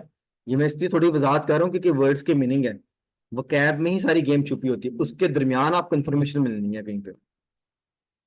उसके बाद है जी, write to your employer with details of your right to your employer, एक कीवर्ड है, with details of your complaint is one keyword. You may also suggest, also का कीवर्ड जब भी आएगा इसका मतलब है अजाफी इंफॉर्मेशन है। इससे पहली वाली स्टेटमेंट में है कि यार पहले वो वाली बात लिखो जो आपको मसला है, अपनी कंप्लेंट की डिटेल्स दो उनको। और सजेस्ट में क्या होता है, सजेस्ट का मतलब क्या है, तजवीज। इसका मतलब है कि ऊपर वाली स्टेटमेंट कह रही है कि पहले फैक्ट्स लिखो और उन फैक्ट्स की बेस पे एक्चुअली एक तजवीज भी दो, ठीक है। अब यहाँ पे क्योंकि हम रिजॉल्व कर रहे हैं कंफ्लिक्ट को, तो यहाँ पे तजवीज जो होगी मोस्ट प्रोबेबली किसी सोल्यूशन की आ रही होगी। हमारी प्रिडिक्शन क्या है, यहाँ पे कोई सोल्यूशन होगा। अब वर्ड सोल्यूशन भी आ सकता है, या वहां पे कोई सोल्यूशन का नाम लिखा होगा, वो नाम आ सकता है जिससे मसला हल होगा ना। That's the keyword. अब मैंने जब इस लाइन को पढ़ना है तो मुझे पता है यार यहाँ पे कोई ऐसा आंसर आना चाहिए। आगे लिखा है जी, make sure, one keyword, there is a date on your letter and keep a copy, ठीक है। ये एक सिंपल कीवर्ड है, चीजें पूरी करके देनी। आगे लिखा है जी, your employer should hold a meeting, आपको बुलाएगा उस लेटर की बेस पे, ये दो कीवर्ड बनेंगे। यू हैव द राइट, ये कीवर्ड है, to be accompanied by a dash, फिर और लिखा हुआ है, और a trade union representative. Accompanied का मतलब मुझे बता देंगे आप, ठीक है। टू बी अकम्पेन्ड का क्या मतलब होगा, किसी को साथ लेके जाओ। कंपनी होते हैं, इसके साथ चले जाओ, इसको कंपनी दो, जैसे हम कंपनी का वर्ड अक्सर यूज करते हैं। टू बी अकम्पेन्ड है कि इसके साथ कोई जाएगा, ठीक है। तो यहाँ पे लिखे जब भी आप मीटिंग पे जाएंगे इस प्रोसेस में, यहाँ पे अब देखिए दो दफा मीटिंग हो रही है। पहली मीटिंग में आप अकेले चले गए थे पहले वाले क्वेश्चन में, यहाँ पे आप किसी को साथ जाएगा क्योंकि आप प्रोसीजर के तहत अब जा रहे हैं। तो आपका राइट है, अकेले भी जा सकते हैं, मगर वो कह रहा है कि एज पर द पॉलिसी आपके पास राइट है, किसी को साथ लेके जा सकते हैं। एक बंदा उन्होंने मेंशन कर दिया, वो कौन है, वो है यूनियन रिप्रेजेंटेटिव, यहाँ तो उसको ले जाएं, या एक और। अब वो एक और जो है वो आपने टेक्स्ट में से देखना, इसके दरमियान में कोई ना कोई होगा। अब आमतौर पे क्या होता है कंपनीज में, ये देखे आपका कोई कुलीग कोई स्टाफ मेंबर जाता है। अब हमारे पास यहाँ पे प्रिडिक्शन क्या है, यहाँ तो यहाँ पे कुछ जनरल वर्ड होगा कि कुलीग को ले जाएं, स्टाफ को ले जाएं, यहाँ वो कुछ टाइटल दे देगा, मैनेजर को ले जाओ, अकाउंट्स डिपार्टमेंट के बंदे को ले जाओ, या फलाने हेड को ले जाओ, साथ टाइटल होगा। तो दो ही चीजें आ सकती हैं, आइदर द जनरल वर्ड और अ टाइटल। सो क्योंकि हम कंपनी का पढ़ रहे हैं तो ये मेरी प्रिडिक्शन है इसमें। आगे, योर एम्प्लॉयर, वन कीवर्ड, क्या करना चाहिए, शुड देन इन्फॉर्म, किसको करना चाहिए, you the of the, then inform you एक कीवर्ड है, और ऑफ द डिसीजन जो है ये अगला कीवर्ड है। So your employer is one, should then inform you of the decision in writing, क्योंकि अब रिटर्न में आएगा, वर्बल काम खत्म हो गया सारा, किसका, इस मीटिंग का नतीजा। आगे फिर कंडीशन है, if you are not happy, that's one keyword, क्या करना है, विद द डिसीजन, तो you can appeal in writing. अब केस आगे चला गया, इसमें कोई ब्लैंक नहीं है, आगे चलते हैं। नेक्स्ट स्टेप क्या आएगा जी, योर एम्प्लॉयर क्या करेगा जी, should then arrange a further meeting, फिर अब तीसरी मीटिंग होने लगी है। वेयर पॉसिबल, इसका सेंस बनता है जब मुमकिन हो। ठीक है, क्या करना है? This should be led by a manager who is dash to the previous one. आप मिले थे अपने से ऊपर वाले मैनेजर को, अब उनसे बात करके मसला नहीं हल हुआ, अब यहां पर मसला इससे भी ऊपर वाले स्टेप में जाएगा। सेंस तो ये बन रही है कि अब उनसे भी नहीं हल हुआ तो इस मीटिंग के अंदर फिर क्या होगा कि जिसने आपको फैसला सुनाया अब उससे भी ऊपर वाला। ठीक है, ये सिंपल एक सिंपल सा प्रोसीजर चल रहा है। अगर आपने कभी वैसे सुने हो सोशल सिनेरियोस, कोर्ट के केसेस भी ऐसे होते हैं, पहले छोटी कोर्ट में केस होता है, आहिस्ता आहिस्ता बड़ी कोर्ट से सुप्रीम कोर्ट में चला जाता है। और हमारे यहाँ पे जितने केसेस चलते हैं ये हाई कोर्ट सुप्रीम कोर्ट तो बहुत कॉमन है। इतनी सेंस आपको होगी कि हाई कोर्ट और सुप्रीम कोर्ट में क्या डिफरेंस है। High is the lower court and supreme is the most senior court. Good, ठीक हो। इसका मतलब कि यहाँ पे सेंस ये बन रही है कि किसी सीनियर, अगेन टाइटल आने वाला है, नो दैट्स द प्रेडिक्शन कि कोई ना कोई टाइटल यहाँ पे फिट होगा कि इसके ऊपर कौन मैनेजर है, कोई डायरेक्टर, कुछ तरह का वर्ड आ जाएगा। Then we have if you are still not happy, आपको भी आपका आंसर नहीं मिल रहा है, if you are still not happy किससे, विद द डिसीजन, तो फिर आपने क्या करना है? Think about the possibility of. ठीक है, अब ये आप कर सकते हैं, दैट इज द पॉसिबिलिटी। अब इसका मतलब है कि आपके कंफ्लिक्ट रेजोल्यूशन के आगे स्टेप्स हैं। एक मसले एक मीटिंग से हल नहीं हुआ, फिर इस मसले पे उससे हल नहीं हुआ, फिर तीसरे स्टेप पे आपने चले, फोरम्स चेंज हो रहे हैं बस। ठीक है, यहाँ पे भी डेफिनेटली कोई ना कोई फोरम टाइप की चीज आने वाली है। फिर आप कहाँ पे जाके अपना मसला बयान कर सकते हैं। और आखिर में क्या लिखा है? Make an employment tribunal claim. ठीक है, ये आपने क्लेम करना है एम्प्लॉयमेंट का, and this must be done within dash of the date. ये जो आखिरी स्टेटमेंट है डैश ऑफ द डेट, इसकी सेंस क्या बनेगी? Within dash of the date of the event. Date of the event होता है कि जिस दिन वाकया हुआ जिसकी वजह से सारी इन्वेस्टिगेशन हो रही है, और within dash of date हमेशा डेज होते हैं, ड्यूरेशन होता है। अगर फर्ज करें 4 दिन पहले कुछ हुआ है तो क्या कहा जाती है? यार इतने दिनों के अंदर आपने ये काम करना है वरना आपकी वैलिडिटी खत्म हो जाती है। तो जब होता है ना डेट ऑफ इवेंट और विद इन का वर्ड साथ आता है तो हमेशा उसमें ड्यूरेशन आ रही होती है। That's the prediction. यहाँ पे कोई ना कोई ड्यूरेशन आनी है कि कितने दिनों में या कितने टाइम में, कितने हफ्तों में हमें ये काम करना है। So, जब आप कीवर्ड मार्किंग करते हैं, अब हमने क्या किया है? पूरा कीवर्ड मार्क किया। ठीक है, अब अगर आपका आंसर कोई गलत होता है ना तो काम वही है, फिर आपने आगे दोबारा पहले कीवर्ड चेक करना है और वहां से आंसर वर्ड को मैच करना है कि यार आंसर तो ये लिखा हुआ है इस लाइन में, तो मेरे से कीवर्ड क्यों नहीं मिक्स हुआ था? तो अगर कीवर्ड आपसे सही मिक्स नहीं हो रहा था, इट मीन्स के you like miss match something. और जी, आप में से काफी लोगों ने मेरे से साथ साथ सॉल्व भी कर लिया। मैं फिर भी आपको 3 to 4 मिनट्स दे रहा हूँ। जैसे ही कर ले मुझे बताना है, सारे आंसर्स पुट अप करें, हम डिस्कशन स्टार्ट कर देंगे। अगर कर लिया हुआ है तो थोड़ी देर के लिए होल्ड करें, बाकी लोगों को करने दें, then will start the discussion. ठीक है, ये maximum got 3 to 4 minutes time. 3-4 सवाल भी हो जाएंगे तो हमारी सेंस क्रिएट होनी शुरू हो जाएगी।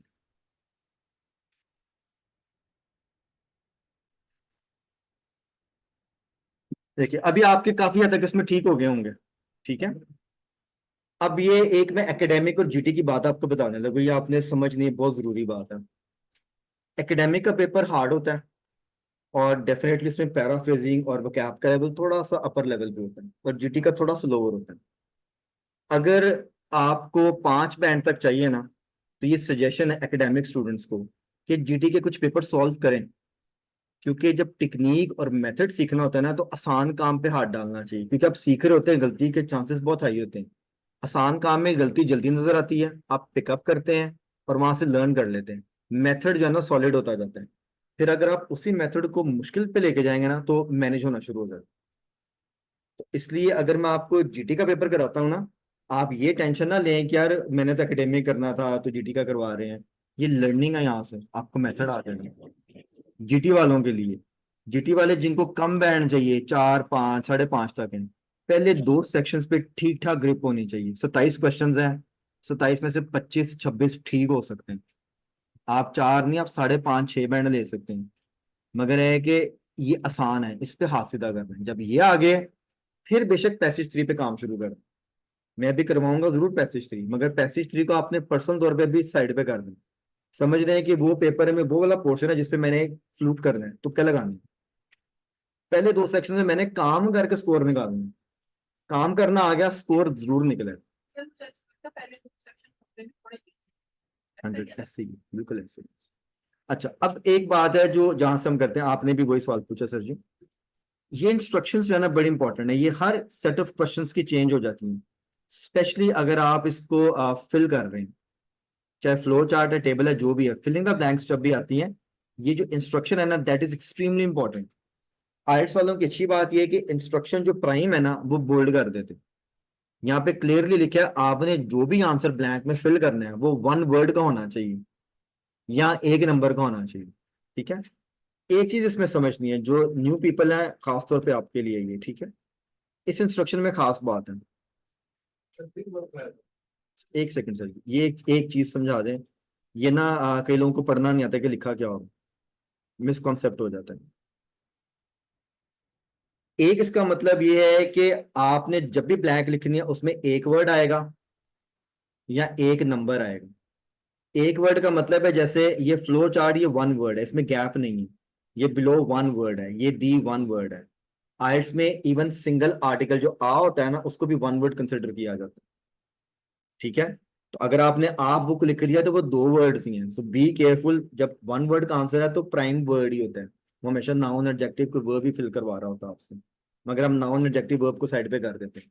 सिंपल बात, ए एंड दी आंसर में नहीं लिखवाता बॉक्स, ये याद आपने रहे, कोई ना कोई वर्ड होगा जिसको लिखना होता है, दैट्स वन थिंग। नंबर की बात कर लें तो जैसे 15 भी एक नंबर है, अगर मैं यहाँ पे 1 लिख दूं ये भी एक नंबर है, अगर मैं यहाँ पे अपना टेलीफोन नंबर लिख दूं तो वो भी एक ही नंबर है। नंबर का भी वही हिसाब है, जब तक एक ही स्ट्रिंग चल रही है उसमें ब्रेक नहीं आ रहा, गैप नहीं आ रहा, वो 1 नंबर ही होता है। ठीक है, तो ये नहीं आपने कहना कि वो एक फिगर होगा। नंबर मीन्स जैसे मैं 10,000 लिख दूं उसमें कितने जीरोस आएंगे, 1 आएगा, तो वो 1 नंबर ही कंसिडर होगा।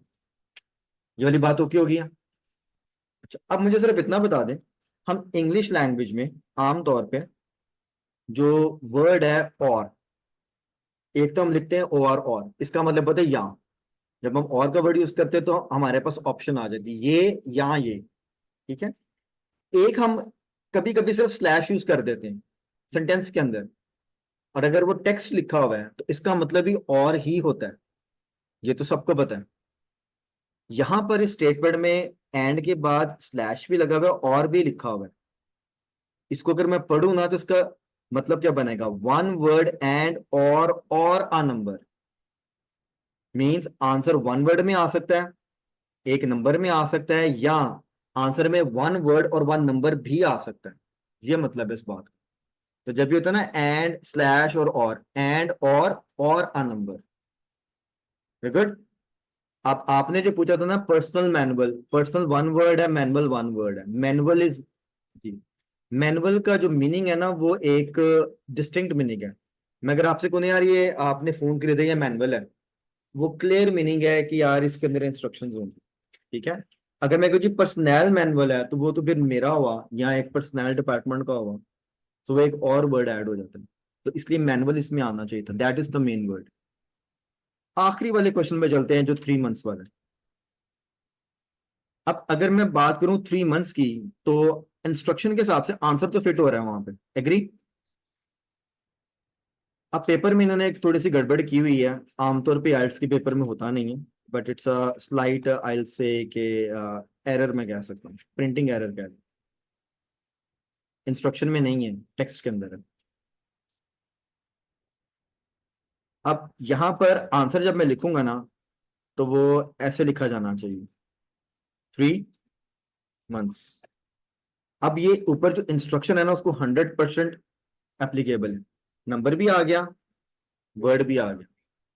ठीक है, मगर इसका जो रेफरेंस टेक्स्ट में है वहां पे 3THREE लिखा होगा। जब भी कोई फिगर टेक्स्ट में लिखा होता है तो वो 1 वर्ड कंसिडर होता है, वहां पे न्यूमेरिक वैल्यू होनी चाहिए थी। तो जहां पे टेक्स्ट में है ना वहां पे 3 कह लें कि काइंड ऑफ मिसप्रिंट है, वहां पे 3 फिगर में आना चाहिए था, THREE नहीं होना चाहिए। अगर मैं यहाँ पे THREE मंथ्स लिखूं, जो कि पेपर का रूल है कि कॉपी पेस्ट करें, तो फिर ये इंस्ट्रक्शन जो है ना अवॉइड कर जाते हैं। इंस्ट्रक्शन में तो वन वर्ड आंसर, वो तो टू वर्ड हो जाएगा, वो वैसे ही गलत हो जाएगा। तो ये कह रहे हैं कि इसमें प्रिंटिंग एरर हो सकता है टेक्स्ट के अंदर, आंसर 3 मंथ्स ही है, एग्जाम में ऐसा नहीं होगा। तो इंस्ट्रक्शन आपने वैसी फॉलो करनी है और इंस्ट्रक्शंस के ऊपर ही चलनी है। तो गुड, इसमें कोई बात ना समझ आइए जो मैंने स्टेटमेंट पढ़ के बताई और 3 मंथ्स का बताया। हाँ, यानी अगर पेपर में 3 मंथ्स यानी 3 वैसे लिखा होगा THR 3 तो हम लिख सकते हैं 3। नहीं मिस जी, पेपर में कॉपी पेस्ट करना, मैं आपको बता रहा हूँ कि इस टेक्स्ट में कोई ना कोई प्रिंटिंग एरर होगा। 3 जो टेक्स्ट में लिखा है ना वो फिगर में लिखा होना चाहिए था, मगर हमारे पास 3 टेक्स्ट में लिखा होगा, तो एग्जाम में और सपोज अगर वहां पे ये मिस्टेक हो तो फिर हम क्या करेंगे? नहीं होगी, टेंशन ना लेने। अच्छा। ठीक है, पेपर क्वालिटी चेक से आते नहीं होगी। हाँ जी, आर बी गुड। लेकिन सर अगर हम ऐसे भी लिख देते हैं कीवर्ड, वो भी सही होगा। नहीं होना चाहिए, वो तो 2 वर्ड्स बन जाएंगे ना। वो उनके तरफ से आ रहा है ना, हाँ, आपने वही लिखना है जो वहां पे लिखा हुआ है, फिर लिखा है तो 3 को THREE और वर्ड्स कॉपी पेस्ट मारना, तो इसमें आप चेंज नहीं कर सकते। ठीक है, फिर आप लिख दें, फिर उन्हें तो छड़ देंगे ऑब्वियसली। लेट्स सपोज अगर पेपर में यहाँ पे जाता है तो कई बार पेपर के बाद भी क्वालिटी कंट्रोल वाली गलती पकड़ लेते हैं, यार ये गलत हो गया, फिर वो क्या करते हैं उस नंबर क्वेश्चन का एक कंसोलेशन मार्क दे देते हैं, किसने लिखा हुआ है वो फिर ऐड कर दे। ठीक है, हो जाता है, दैट्स। जिसने सही लिखा हो उसको तो वो मदद नहीं कर सकती। 3 अगर हमने 3 लिखा हुआ वर्ड्स, हाँ लिखा हुआ है। बस वही तो कह रहा हूँ, कंसोलेशन मार्क्स दे देंगे उसका। ठीक है, बहरहाल यहाँ पे 3 मंथ्स ही आंसर होंगे। हाँ जी, 2 बातें कर ली। आमतौर पे मेरा नहीं ख्याल इसमें कोई ज्यादा इशू आया होगा, तो इसलिए वोकैब मैच अगर सीखनी है ना तो जीटी के पहले 2 सेक्शन सबसे बेस्ट हैं, चाहे एकेडमिक के स्टूडेंट है चाहे जीटी के हैं, आपको वोकैब मैच करनी आ जाए, इन्हीं को प्रैक्टिस किया करें। जब वोकैब मैच आ जाए फिर बेशक आप एकेडमिक पेपर पे कन्वर्ट हो जो एकेडमिक कैंडिडेट्स हैं, और जीटी वालों को तो वैसे ही यहीं से काम हो जाएगा। हाँ जी, आगे गो दिस वन। कोई पूछ रहा है इसमें कि मेरा ख्याल है वैसे ही काफी इजी था, फिर भी कोई सवाल पूछना तो बताएं, मैं आपको जल्दी से उसका आंसर बता दूंगा। सर जो कह रहे हैं कि जीटी के पेपर सर अलीना जी 1 मिनट जरा जी जी। बुक में मिलेंगे हमें स्पेसिफिकली, मतलब लिखे हमें बुक में, आप इंडेक्स पे जाएंगे ना उसमें क्लियरली लिखा है कि कौन से जीटी के कौन से एकेडमिक के। जी लीना जी, आप क्या कह रही हैं? सर अभी तो हमने ये बहुत अच्छे तरीके से सारी इंस्ट्रक्शंस पढ़ी हैं, ठीक है, word by word, line by line.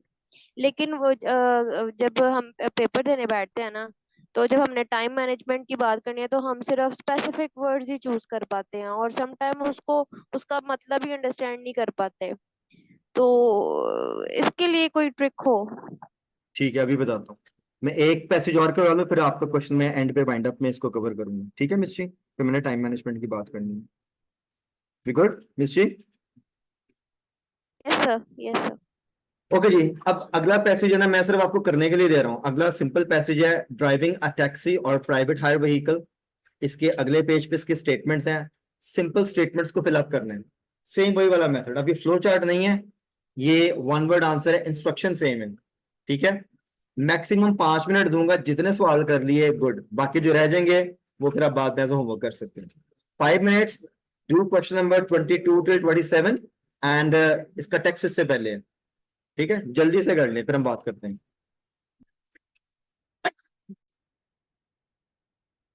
All right ji, question number 22 answer is operator, 23rd is physical। ये दोनों आंसर जो है ना, ये जो आपको पहला पोर्शन है ना इसी के अंदर मिल जाएंगे, ऊपर के पोर्शन के अंदर ही। 24 का आंसर है इवनिंग्स। सर 22 का क्या था? 22 का सर ऑपरेटर है। 23rd is physical, 24 is evenings and 25 is self employed. ये जो 24 और 25 है ना, ये आपको मिडिल पोर्शन जो है ना वर्किंग कंडीशंस एंड स्किल्स इसके अंदर मिलेगा। और 26 का आंसर है जियोग्राफी एंड 27 इज मैकेनिकल। अगर यहाँ तक पहुंचे, ये आपको दोनों एंड वाले पोर्शन से मिले। सर मैंने 4 किया। कोई बात, मुझे बस ये बताएं, इसके अंदर मेनली आपने कीवर्ड मार्क को सिर्फ कैब मैच किया होगा, अगर उससे सेंस बन रही है तो आहिस्ता आहिस्ता करना कि एक्चुअली इसकी सिर्फ बेस क्या है कि आपने वोकैबुलरी को इनहेंस करना, दैट इज द ट्रिक। ठीक है, अब मिस ने भी थोड़ी देर पहले एक टाइम मैनेजमेंट का सवाल किया, उसकी जो टाइम मैनेजमेंट की जो बेस है ना, एक्चुअली वो भी vocab पे ही बेस्ड है। वो भी मैं आगे जाके दोबारा कवर करूंगा कि क्या करना है आपने, बट क्वेश्चंस को सॉल्व करने का ये सॉलिड वे है। ठीक है, सॉलिड समझते हैं ना, मजबूत तरीका ही करने का, vocab मैच सीखनी है आपने, क्योंकि पैराफ्रेजिंग vocab मैच से ही हल होती है और इसी सर से आप मुझे एनहांस होनी है। सर मुझे फर्स्ट का नहीं मिल रहा, जरा काइंडली बता दीजिए किधर आ इसका सर जी क्वेश्चन नंबर, फर्स्ट 22 का। सर आप पहले पैराग्राफ के ना, लाइक जो सबसे टॉप का पैराग्राफ है ना, उसकी 6 लाइन पढ़े फ्रॉम द टॉप। आप अगर जो इसकी, बुलेट्स में है, जो बुलेट्स में है। सर जी यहाँ से पढ़ना शुरू करें, ठीक है, यहाँ से पढ़ना शुरू करेंगे ना, ये 3 लाइन में इसका आंसर है, यहाँ ये लिखा हुआ ऑपरेटर।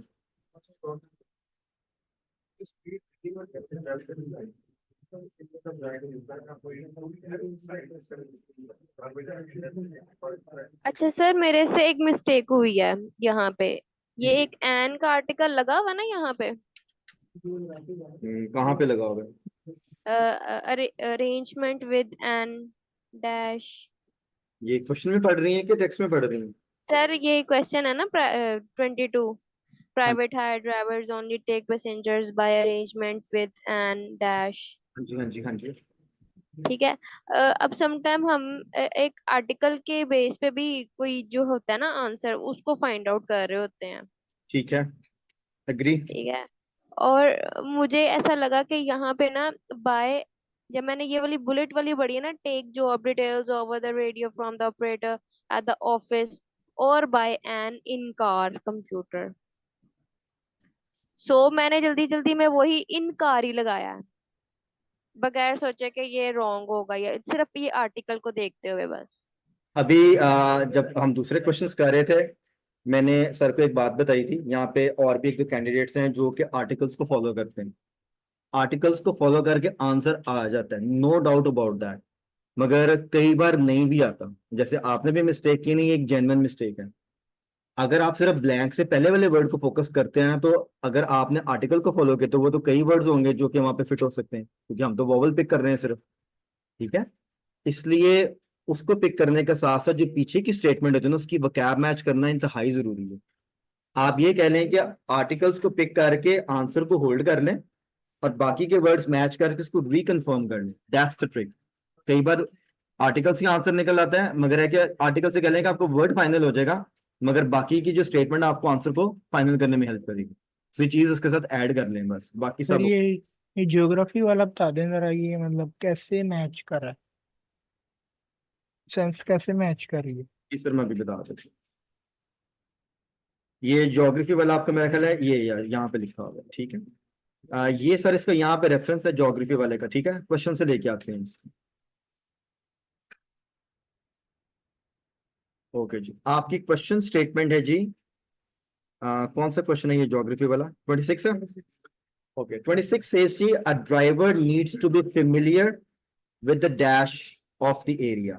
ठीक है, इसको मैं ले रहा हूं कि इसका सेंस क्या बनेगा। आर ड्राइवर लिखा हुआ है, इसका मतलब है कि वो किसी पर्टिकुलर ड्राइवर की बात नहीं करे, कोई भी ड्राइवर। ठीक है, जरूरत क्या है उसको, नीड्स टू बी। ठीक है, आपका जो नीड्स टू बी का वर्ड है ना, वो एक्चुअली ये मस्ट की या हैव टू की रिप्लेसमेंट है। ठीक है, जब भी मस्ट आता है, ऑब्लिगेशन आता है, हैव आता है, तो ये समझेगा रिप्लेस हो रहा है। A driver needs to be, क्या उसके पास होना चाहिए, फेमिलियर होना चाहिए। ठीक है, विद, अब यहां पर ये आर्टिकल दोबारा आ गया, जब भी दिया है इसका नहीं कि किसी खास चीज से फेमिलियर की बात कर रहा है वो, और जो भी वो खास चीज है वो किसी ना किसी एरिया की है। अब एरिया जो है वो अगेन एक जनरल वर्ड है, इसका मतलब है कि जिस भी एरिया में है वो, उस एरिया की, दी एरिया, उस एरिया की कोई खास चीज से आपको जानकारी होनी चाहिए, फेमिलियर का मतलब ही है। ठीक है, now let's go to the text and see के वहां पे क्या लिखा होगा, सर एक सॉल्व कर लेते हैं। एक अब अगर मैं इसकी vocab को match करवाऊं,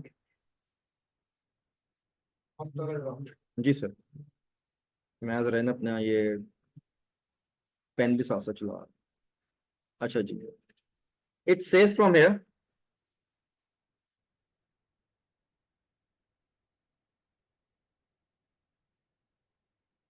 you may also need to, ठीक है, नीड टू का वर्ड तो वैसे ही हमारा मैच हो गया, वहां पे भी नीड टू लिखा था, यहाँ पे भी लिखा होगा।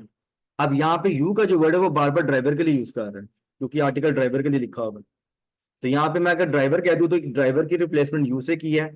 You may also need to pass a test of knowledge, अभी एक्स्ट्रा इन्फॉर्मेशन है, क्योंकि जहां से हमने सवाल पढ़ा वहां पे टेस्ट का कोई जिक्र नहीं था। ठीक है, क्या टेस्ट पास करना है?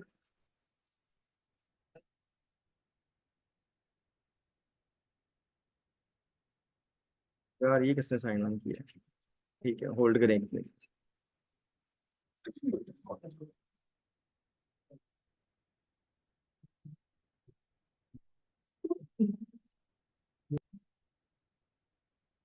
अच्छा जी, यहाँ पे आ रहा है जी, you may also need to pass a knowledge test about the local geography. ठीक है, अब उसने क्या किया है, दी लोकल मीन्स ये उसने दी एरिया को कवर किया यहाँ पे। ठीक है, उस एरिया की ज्योग्राफी, ज्योग्राफी का मतलब उस एरिया की नॉलेज होनी चाहिए आपको। और a test of knowledge means familiar, ये एक्चुअली इसने पैराफ्रेज किया हुआ और कुछ भी नहीं। ये आपकी फेमिलियरिटी का मैचिंग है, ये ड्राइवर का मैचिंग है, नीड टू वैसे आ गया है, लोकल जो है उसने एरिया को कवर किया। क्योंकि ज्योग्राफी होता है कि आपके उस एरिया का जो भी लाइक ग्राउंड के ऊपर जो भी सारी चीजें हैं, लाइक उतार चढ़ाव या इस तरह की चीजें आप कह लीजिए। ठीक है, तो दी लोकल उसने एरिया कह दिया, तो अब एक्चुअली ये एक ही आर्टिकल ये दोनों को कवर कर गया। जी सर, आर बी गुड? 27 को एक सेकंड सर जी, सर जी यस जिन्होंने सवाल पूछा था गुड हो गया? यस सर, ओके है। ठीक है, ठीक है। जी सर, आप क्या कह रहे हैं? 27 जो है जी जी, इनका इसमें भी यूनिफॉर्म ड्राइवर है एविडेंस साउंड, इसको थोड़ा पूछना चाह रहा है जैसे कि तीन मारते हैं कि ये जिसका लिखा हुआ एविडेंस ऑफ बेसिक, तो उसका जो बुनियादी सबूत है जब इसके सेगमेंट में जाते हैं तो बेसिकली ने जो पूरा है अब इसमें जितना जरा किताब को यूज करते हैं तो एविडेंस ऑफ, ठीक है, एविडेंस ऑफ सब का लक्षण लिखा हुआ है, उसके अगला वर्ड हमने इसमें मैच करना आगे आता है अबिलिटी, तो इसके मूल होनी चाहिए उसकी काबिलियत है ना। जब उसमें पैराग्राफ में जाके उसमें लिखा हुआ है evidence of basic mechanical skill such as RTR level 4।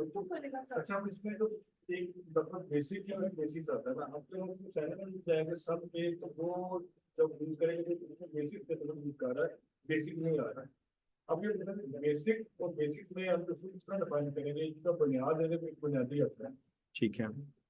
अच्छा, एक चीज आपने सर जी याद रखनी है सबके लिए, कई दफा वो वर्ड्स के सिनोनिम यूज करते हैं और ज्यादा दफा वो उसको पैराफ्रेज करते हैं। अभी जैसे मैंने पिछला क्वेश्चन आपको करवाया है, टू बी फेमिलियर और to pass a knowledge test, ठीक है, ये सिनोनिम्स तो नहीं है, तो पैराफ्रेज्ड है। किसी चीज की जानकारी होना बेसिकली नॉलेज के साथ है, मगर इसमें टेस्ट तो कहीं पे भी नहीं लिखा हुआ, वो टेस्ट वाला फ्रेज अब इसमें पैराफ्रेज कर दिया उन्होंने।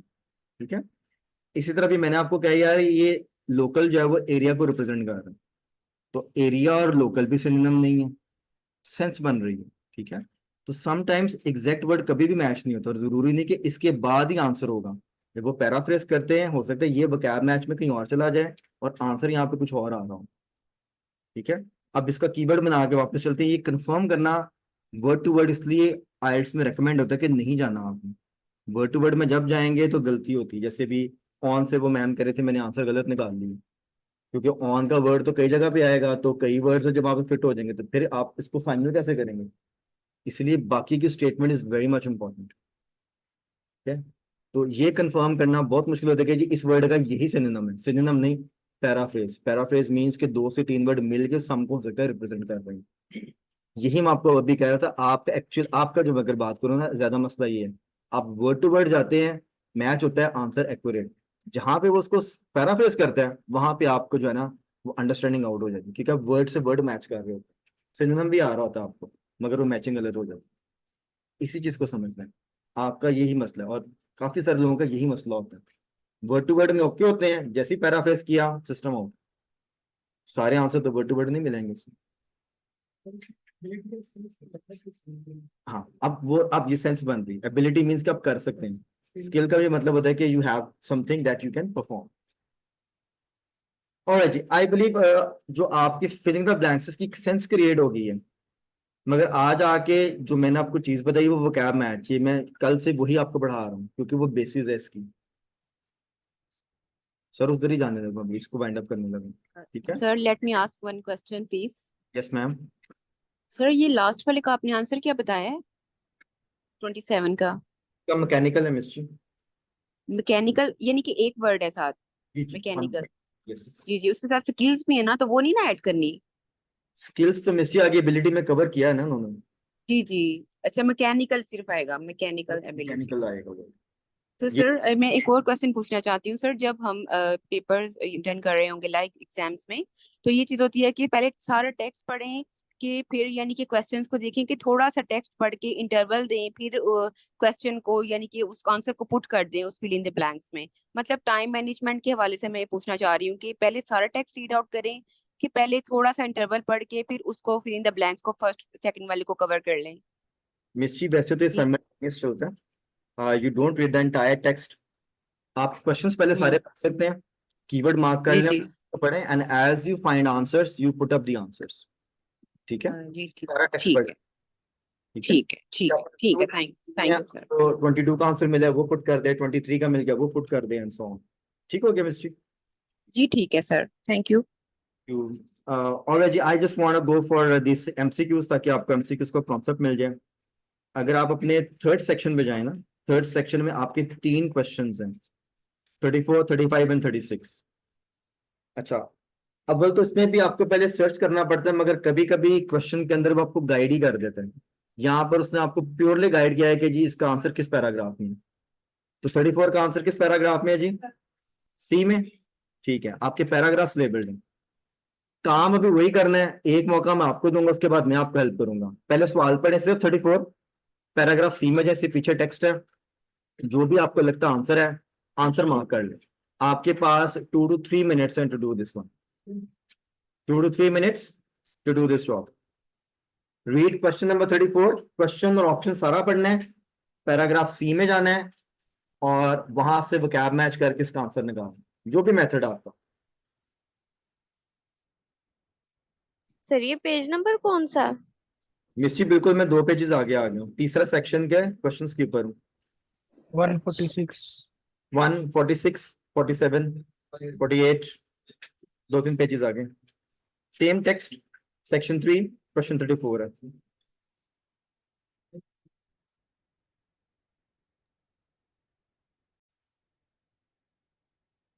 अच्छा, अभी इस क्वेश्चन का टारगेट ये है कि मैंने आपको सिर्फ इसकी टेक्निक सिखानी है, अपनी टेक्निक सुननी है ध्यान से कि टेक्निक क्या है।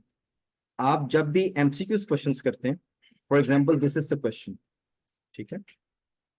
आपका जो सबसे पहला स्टेप होना चाहिए वो है कि क्वेश्चन को रीड करना है और कीवर्ड मार्क करना है। क्वेश्चन को रीड करने का मतलब होता है कि जो क्वेश्चन स्टेटमेंट है ना वो प्राइम इंपॉर्टेंट है क्वेश्चन के अंदर। क्या है जी? व्हाट एस्पेक्ट, ठीक है, किसका? ऑफ फोर्स रुबाब, ठीक है? फोर्स रुबाब जो है ये एक्चुअली एक प्लांट का नाम है, force Rubab. Does the writer praise, आगे तो सिर्फ रेफरेंस है इन पैराग्राफ सी, ठीक है? आपकी एक्चुअल क्वेश्चन स्टेटमेंट ये है कि ये अगर एक प्लांट है, फोर्स रुबाब, एस्पेक्ट मींस उसकी किसी एक चीज को लेके, राइटर जो है, राइटर मींस जिसने आर्टिकल लिखा है, वो प्रेस कर रहा है। प्रेस का क्या मतलब होता है? तारीफ करना। अब जब तक आपको वोकैब समझ नहीं आएगी या कीवर्ड की समझ नहीं आएगी, टेक्स्ट नहीं पढ़ा जाएगा आपसे। इसलिए एमसीक्यूज को जब भी करना है, स्टेटमेंट नहीं समझ आ रही, रुको जाए यहाँ पे, इसको 2, 3, 4 दफा पढ़ें, make an understanding out of it. बात फिर आती है कीवर्ड बनाना आता है, तो कीवर्ड ये है कि what aspect is one thing, किसके एस्पेक्ट की? फोर्स रुबाब। क्या पूछ रहा है? राइटर प्रेस कर रहा है। So now we have a good sense कि हमने इस पैराग्राफ में जाके देखना है कि उसके किस करेक्टरिस्टिक, किस पॉइंट की तारीफ की गई है, जिसकी उसने तारीफ की है वो इसका आंसर होना चाहिए। अब इसके जो ऑप्शंस हैं उसके कीवर्ड बना लें आप, मगर वो कभी भी प्राइमरी इंफॉर्मेशन नहीं होगी, ये आपने याद रखना, क्योंकि इन चारों में से एक आंसर ठीक है, 3 आपको डेविएट करने के लिए, ठीक है? वैसे मेरा फोकस हमेशा होता है कि क्वेश्चन पे रहें, मगर अगर आप पढ़ लें कोई मसला नहीं है, एक ये है कि वो तारीफ कर रहा है कि ये सूटेबल है पाइस के लिए। अब पाया जो होता है ये बाय डिफॉल्ट एक स्वीट होती है, ठीक है। इसका मतलब है कि ये जो प्लांट है ये स्वीट डिशेस के लिए सूटेबल है। The smoothness of its stems. अब हमने प्लांट का जिक्र किया तो स्टेम से तो आपको आइडिया हो गया होगा, स्टेम जिसका मेन तना जिसको हम बोलते हैं, आगे इसकी लीव्स या आगे इसका फ्रूट होगा। स्मूथनेस वर्ड मीन्स बहुत स्मूथ स्टेम्स हैं। It's superiority over other types of rhubarb, ठीक है। इसका मतलब है कि ये प्लांट जो है ना इसकी टाइप्स होंगी। तो ये जो फोर्स रुबाब है this will be a type of plant जो इसी की कैटेगरी के प्लांट्स में सुपीरियर पोस्ट पे है। वो शायद इसकी तारीफ कर रहे हैं, सुपीरियोरिटी किस पे, over other types of rhubarb. और डी में लिखा है जी the number of places it can be successfully grown, means कि यहाँ पे डिफरेंट ट्रेन्स और एरियाज की बात होगी जिसमें ये ग्रो कर सकते हैं।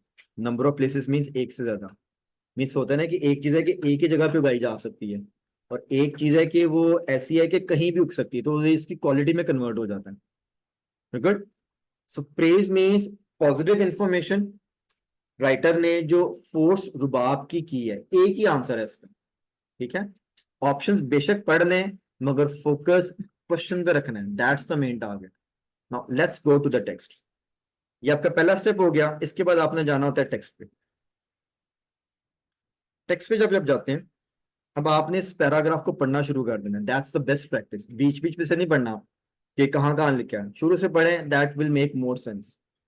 पढ़ते हैं और इसको डिवाइड करते जाते हैं। ऑलराइट जी, इट सेज जी Westwood's farm produces the greenish outdoor rhubarb. Now, Westwood Farms, W capital है, नजर आ रहा है कि किसी फार्म की बात कर रहा है, ठीक है। और जहां पर ये वाला पौधा उगाया जाता है, प्रोड्यूसेस बोथ। जब मैंने बोथ का वर्ड पढ़ा इसका कि एक से ज्यादा टाइप आ रही है किसकी, the greenish outdoor Rubab, the kind that grows well in gardens all over the country. All over the country means एक से ज्यादा जगह पे उगाई जा सकती है, गुड। और ये आमतौर पे गार्डन्स में ही होती है। कौन सा वाला, ग्रीनिश आउटडोर रुबाब। आगे लिखा हुआ है and the startling pink forced rhubarb. आपका क्वेश्चन रुबाब पे है कि फोर्स रुबाब पे है, फोर्स पे है। इस स्टेटमेंट में तारीफ ग्रीनिश वाली की हो रही है कि ये उसकी क्वालिटी है कि वो ऑल अराउंड दी कंट्री उगाया जा सकता है। ऑप्शन डी तो यहीं से आउट हो गई है, गुड। ऑप्शन डी जो है वो ग्रीनिश रुबाब के लिए है, फोर्स रुबाब के लिए नहीं। क्वेश्चन पे फोकस करेंगे तो आइडिया मिलना शुरू हो जाएगा। ऑप्शन डी आंसर नहीं बन सकता। ओके हो गया, आगे बढ़ते हैं। अब यहां से हमें ये पता लगा कि दो तरह के रुबाब एटलीस्ट हैं, एक ग्रीनिश होता है, एक स्टार्टलिंग पिंक होता है। कलर भी बता रहे हैं कि दो तरह के, मीन्स एक ही पौधे की दो किस्में हैं। अगली line, it's this that is the cream. अपने जरा बोर्ड पे मुझे फोकस करना है। ये जो वर्ड दिस है ये यहाँ पे रेफरेंस प्रोनाउन है। रेफरेंस प्रोनाउन क्या होता है, आप रेफरेंस को छोड़े प्रोनाउन पे आ जाते हैं। प्रोनाउन क्या होता है, जो नाउन की रिप्लेसमेंट करे। नाउन होता है किसी चीज जगह शख्स का नाम। जैसे यहाँ पे अगर रुबाब एक पौधे का नाम है, अब मैंने ये वर्ड यूज नहीं करना, इसकी जगह मैं दिस दैट इट यूज करूंगा। अब ये जो दिस वर्ड है ये ग्रीनिश के लिए यूज हुआ है कि पिंक के लिए यूज हुआ है, कैसे बता सकते पिंक के लिए हुआ? इट्स दिस, ये ग्रीन के लिए, कलर के लिए यूज हुआ है। ग्रीनिश की इससे पहले बात की गई थी, उसके बाद फिर कॉमा दिया और फिर उसने Fair enough. Now that's the correct answer. ठीक है। अब इसमें क्योंकि दो उन्होंने टाइप्स बता दिए, ग्रीनिश एंड पिंक। अब अगर सेंटेंस कंटिन्यू होता है तो अगर मैंने दिस कह दिया तो फिर मैं लेटर वाले की बात कर रहा हूँ। अगर मैंने पहले वाले की बात करनी तो फिर मैं बताता कि मैं फॉर्मर की बात कर रहा हूँ। फॉर्मर मीन्स जिससे पहले वाला है। फिर ये दिस जो है ना ग्रीनिश के लिए हो जाना। Now this is called connecting, इसको कनेक्टर बोलते हैं। अब दिस का वर्ड यहाँ पे कनेक्ट कर रहा है पिछले सेंटेंस के साथ। अब ये वो वाली बात है जो मैंने कल कहा था कि सिर्फ रीडिंग कर लिया करें, सॉल्व ना किया करें हर वक्त पेपर, रीड करें, आपका सेंस तो बने। अब क्या कह रहा है, it's this that is cream of the crop. अब ये वाला जो फ्रेज है cream of the crop, cream को मैं निकाल देता हूं, क्रॉप को सॉरी, हम अक्सर कहते हैं यार जो अच्छे कॉलेजेस हैं, जैसे गवर्नमेंट कॉलेजेस की बात करते हैं, मेरिट बड़ा हाई होता है। तो जिन स्टूडेंट्स का मेरिट हाई होता है उनको स्कॉलरशिप्स पर अक्सर कॉलेजेस उठा लेते हैं। हम क्या कहते हैं, क्रीम को तो उठा दिए। ये वो वाले कैंडिडेट्स है जो बाय डिफॉल्ट एक गुड रिजल्ट प्रोड्यूस करेंगे, फिर आगे इंस्टीट्यूट का नाम बनना शुरू होता है। ये मैं जनरल सेंस से बात कर रहा हूँ क्योंकि आप एकेडमिक्स थ्योरी को जरा ज्यादा समझते हैं। We good. अगर मैंने कह दी क्रीम ऑफ द क्रॉप, इसका मतलब है क्रॉप तो होगी फसल।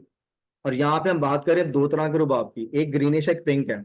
अगर ये दो फसलें मैं लगाता हूँ तो इनमें सुपीरियर कौन हुआ? पिंक वाला। मुझे पता है जिस किसके साथ लगा था, सुपीरियोरिटी आ गई। ऑप्शन सी डिस्कस हो रहा है आपका, कंपेयर कर रहा हूं ना मैं। Now this is actually vocab matching. हम वोकैब के साथ खेल रहे हैं इस वक्त और कुछ नहीं कर रहे हैं। Now it's this that is the cream of the crop, the upper class of the Rubab family.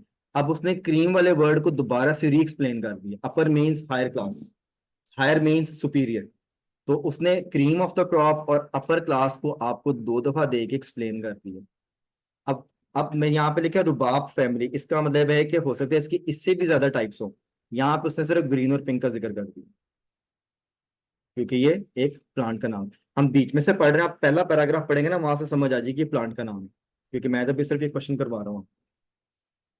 इन 3 लाइनों में ऑप्शन डी और सी डिस्कस्ड है। क्वेश्चन मेरा फोर्थ रुबाब पे है। तो पहली लाइन में तो जो डी है उसको डिस्कस किया, मगर वो ग्रीनिश के लिए डी हो गया आउट मेरा। ये मैं क्या करूं, इलिमिनेट कर रहा हूं। और अगली लाइन में मेरा पिंक वाले के साथ एक स्टेटमेंट मैच होगी, वो सी में लिखी हुई है कि अपनी कैटेगरी के अंदर ये सुपीरियर है। इसको हम होल्ड कर लेते हैं, आगे चलते हैं। Forced Rubab is the one that's most likely to convert rhubarb haters over who have been traumatized by harshly flavored school pies made from green overgrown outdoor stems। अब ग्रीन और पिंक ही चल रहे हैं। यहां पर फिर उसने ग्रीन और पिंक को कंपेयर किया और पिंक वाले को सुपीरियर कह दिया। पिंक का फ्लेवर अच्छा है, ग्रीन का फ्लेवर अच्छा नहीं है। ट्रॉमाटाइज का मतलब होता है जब आप कहते हैं ये क्या हो गया। अब उसने एग्जांपल दिया कि आमतौर में स्कूल्स में, ठीक है, जो स्वीट डिशेस बच्चों को देते हैं वो ग्रीन रुबाब से बनती हैं। तो कई बार बच्चे एक चीज ज़हन में बैठ जाते हैं कि ये नहीं खाना, इसका टेस्ट अच्छा नहीं होता। जबकि वो कह रहे हैं कि जो पिंक रुबाब है, कन्वर्ट रुबाब हेटर्स। रुबाब हेटर्स का मतलब है कि जो इस चीज को नहीं पसंद करता। जैसे आपको कोई सब्जी नहीं पसंद है, मगर अगर मैं उसको किसी डिफरेंट वे से बना के खिलाऊं तो हो सकता है वही सब्जी आपका माइंडसेट चेंज कर दे, नहीं यार इस तरह बने तो ये तो बहुत अच्छी है। ये लिखा हुआ है। इसका है कि इसी रुबाब को जब हम स्वीडिश में यूज करते हैं तो पिंक वाले का टेस्ट हायर लेवल पे है, ग्रीन वाले का लोअर लेवल पे है। तो अगर किसी ने ग्रीन वाला रुबाब पाए खाया है और वो पिंक वाला खाया है तो मे बी उसका माइंडसेट चेंज हो गया। ये फिर सुपीरियोरिटी की बात कर रहा है। ऑप्शन सी डिस्कस हो रही है दोबारा। गुड, आगे चलते हैं। The slender magenta spears. Slender होता है पतला, मेजेंटा कलर है। Magenta is again mauve colour जो पिंक से मैच करता है। पिंक कलर उसने पहले दे दिया। अब ये आपकी वकैब है। फर्स्ट करें मैंने पढ़ा है, मुझे पता ही नहीं है। आपका काम ये है कि यार रुक के इसका मीनिंग तो पहले देखें क्या है। Spheres means stems. स्टेम्स को उसने मुशाबत दिया स्पेयर से। स्पेयर्स आपका बेसिकली उर्दू में क्या कहते हैं इसको, नेजा। नेजा को स्पेयर बोलते हैं। नेजा कैसे सीधा होता है, ये एक्चुअली उसने मिसाल दी है। स्लेंडर मेजेंटा स्पेयर्स मींस पतले अच्छे कलर के स्पेयर्स की तरह। ये देखिए ना, तारीफ हो रही है, प्रेज हो रही है। वो एक चीज को मुशाबत दे रहा है बार बार किसी चीज के साथ। Slender magenta spheres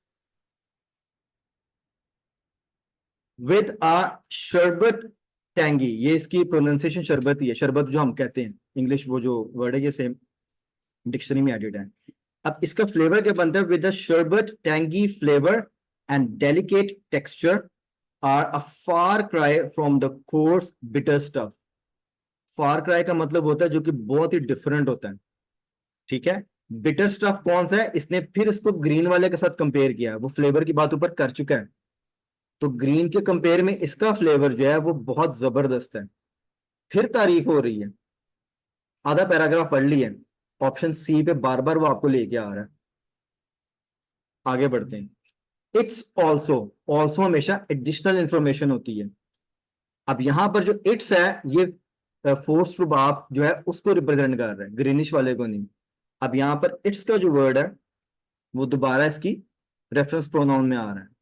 it's also a rare local fruit although technically a vegetable at a time when imports dominate and a welcome splash of color in the, अभी इसने घुमाया आपको थोड़ा सा, इस लोकल फ्रूट को इंपोर्टेड फ्रूट के साथ दोबारा कंपेयर किया उसने, ठीक है।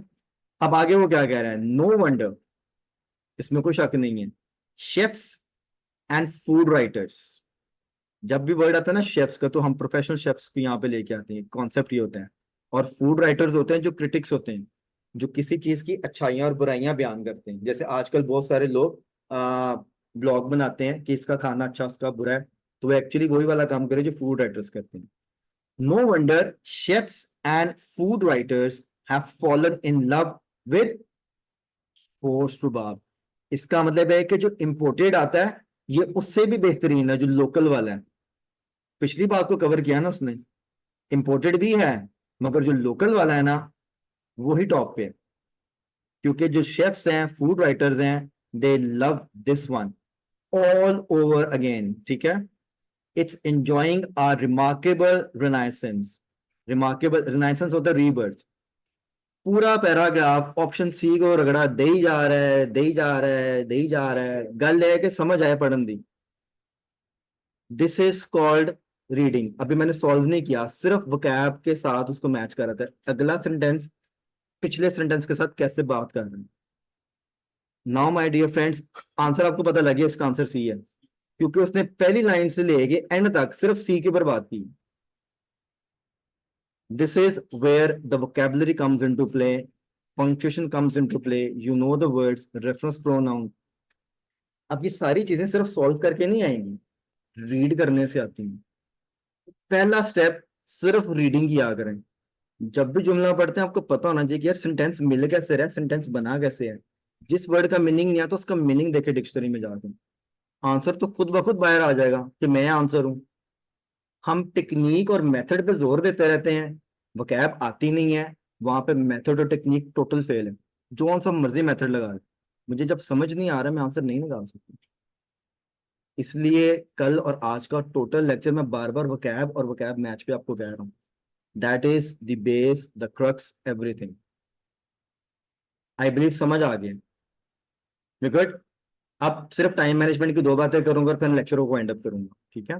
हेडिंग्स अभी छोड़ देते, हेडिंग्स अगले हफ्ते कवर करवाऊंगा किसी और लेक्चर में, इसी में, ठीक है। वो अगला पढ़ेंगे तो इसी में से निकल आएगा। अब रुके जरा, जो टाइम मैनेजमेंट की बात करनी है। I understand when you go for the test, mock test की बात कर रहा हूँ। Time is a very critical thing, time manage करना है, क्यों नहीं करना, क्योंकि टाइम के बगैर तो पेपर नहीं हो सकता। अब आपको जो हमने एक प्रोग्राम दिया है 8 हफ्ते का, हमसे एक आइल्स का प्रोग्राम ले लें, ठीक है। एज्यूम कर ले तो आज आपका पहला हफ्ता है, आज आपने एक चीज सीख ली यार, क्वेश्चन की टाइप जोन से मर्जी हो, अगर वोकैब आती है ना मुझे और मुझे पढ़ना आता है तो मैं सॉल्व कर सकता हूँ। आगे सिर्फ एक मेथड चाहिए उस सवाल को सॉल्व करने का। एक चीज होगी। अब आपने क्या किया, आपने पूरा हफ्ता वोकैब पे काम करना शुरू कर दिया, फ्राइडे को भी किया, सैटरडे को भी किया, संडे, मंडे, ट्यूसडे, वेंसडे, अगले फ्राइडे को जाके ना आप इस लेक्चर का एग्जीक्यूशन देखेंगे। अब आपने 6-7 दिन काम कर लिए, अब अगले फ्राइडे को आप एटलीस्ट इस बेस पे होंगे कि यार मैंने अगर कोई भी सवाल करना है तो वोकैब मैच आनी चाहिए। अब आपकी क्योंकि स्पीड स्लो होगी, अब कि आपकी वोकैब इतनी डेवलप नहीं है, अब आपने क्या करना है, टारगेट करके आने कि यार इस एक हफ्ते के अंदर मैं अगर आज पेपर में 40 में से सिर्फ 20 क्वेश्चन अटेम्प्ट करूं, आधा पेपर ना करूं, सिर्फ 20 सवाल करूं, 60 मिनट है मेरे पास, तो मैंने देखना है कि मेरा इस हफ्ते का स्कोर क्या है, फ्राइडे का मेरी प्रोडक्टिविटी क्या है, मुझे इन टाइप्स की समझ आ गई है। तो फिर जो भी आपने क्वेश्चन अटेम्प्ट किए होंगे ना वो बाय डिफॉल्ट आपके कॉन्फिडेंस में आ जाएंगे कि यार ये सवाल मुझे आता है, टेक्निक आ गई है, मुझे वोकैब आ गई है। उसके बाद फिर अगले 7-8 दिन आप काम करते रहें, लेवल इंक्रीज होना चाहिए, 100% इंक्रीज होना चाहिए अगर आप सही वाला काम कर रहे हैं तो। फिर जब सेकंड आपका फ्राइडे आएगा, अब आप कहेंगे यार आज मैंने 25 अटेम्प्ट करने हैं, पिछले फ्राइडे 20 किए थे। अब क्योंकि आपको 2 हफ्ते हो गए वोकैब पे काम करते हुए, वोकैब एलिवेट होगी, आप डेली रीडिंग कर रहे हैं, आपकी स्पीड इंक्रीज हो चुकी होगी, आप खुद ब खुद 25 क्वेश्चन पे आएंगे। टारगेट तो करें आज 25 करने हैं, 40 नहीं 25। तीसरे हफ्ते 27, 30, 32, 6वें 7वें हफ्ते में आप 40 पे पहुंचेंगे। अगर आप सिर्फ 4 दिन पढ़ के और जुम्मे वाले दिन एक्सपेक्ट करें कि आज मैंने 40 क्वेश्चन अटेम्प्ट करने हैं, आप टाइम के पीछे भागेंगे, पेपर बिल्कुल जेपरडाइज हो जाएगा, एक सवाल भी नहीं होना आपसे, क्योंकि आप फोकस टाइम पे कर रहे हैं, सॉल्विंग पे तो कर ही नहीं रहे हैं। मैं कह रहा हूं यार, पेपर सॉल्विंग पे फोकस करें, टाइम ऑटो कंट्रोल में आता है। प्लीज इसको थोड़ा सा रिवर्स करें अपनी टेक्निक को, आपका मेथड जो है ना टाइम से हटा के सॉल्विंग पे लेके आए, ठीक है। जैसे पेपर ग्रिप आएगा आपकी स्पीड इंक्रीज होती है, अगले हफ्ते आप वही सवाल ज्यादा स्पीड से करेंगे क्योंकि आपको समझ आ गया होता है। फिर आपकी टाइम मैनेजमेंट आती है। Time management is a process, procedure में है, ये स्टेप बाय स्टेप आएगा, एक हफ्ते में नहीं आना, ठीक है। अगर आपने मेरे से पढ़ना शुरू किया, ये बात सुन ली आज, तो यहां से 3 हफ्ते बाद मुझे बताना है कि सर अब मेरी ये हालत है, और आपने देखना है कि एवरी वीक पे आपका स्कोर क्या है, कितने क्वेश्चंस किए थे और कितने ठीक हुए और कितने आपने मैनेज किए हैं पेपर के अंदर। आप मेरे पास अगर पेपर लेके आएंगे, मेरा एक ही सवाल होता है, कितने आपने कितने टाइम में किए थे, P1 पे कितना टाइम लगाया था। स्टूडेंट कहता है सर मुझे लगता है 15 मिनट लगाए थे। आपको पता ही नहीं आपने पेपर कैसे किया है। अगली मैं चीज बताऊंगी आपको अब मैं, क्योंकि पेपर की तो मैनेजमेंट ही नहीं की, आप आए हैं बस पेपर अटेम्प्ट कर लिया, no strategy, no plan, no output for that particular test, कि आज इसमें अचीव क्या करना है मैंने। आईएलटीएस का जो एक्सटर्नल एग्जाम है तो आपका एंड प्रोडक्ट है कि मैंने 8 हफ्ते बाद करना क्या है। हमने तो आपको स्टेप्स में सिखाना है ना, तो स्टेप्स में जाएंगे आगे। अब कल का सिर्फ टारगेट ये है, चाहे आप एकेडमिक है चाहे जीटी के हैं, मुझे नहीं चाहिए 3 पैसेज, मुझे 2 सेक्शंस 2 पैसेज कर दें, 27 क्वेश्चन कर दें। नहीं 27 होते, आधा पेपर 20 क्वेश्चन अटेम्प्ट कर लें, पहले 2 सेक्शंस कर लें, पहले 2 पैसेजेस कर लें, नो मोर देन दैट।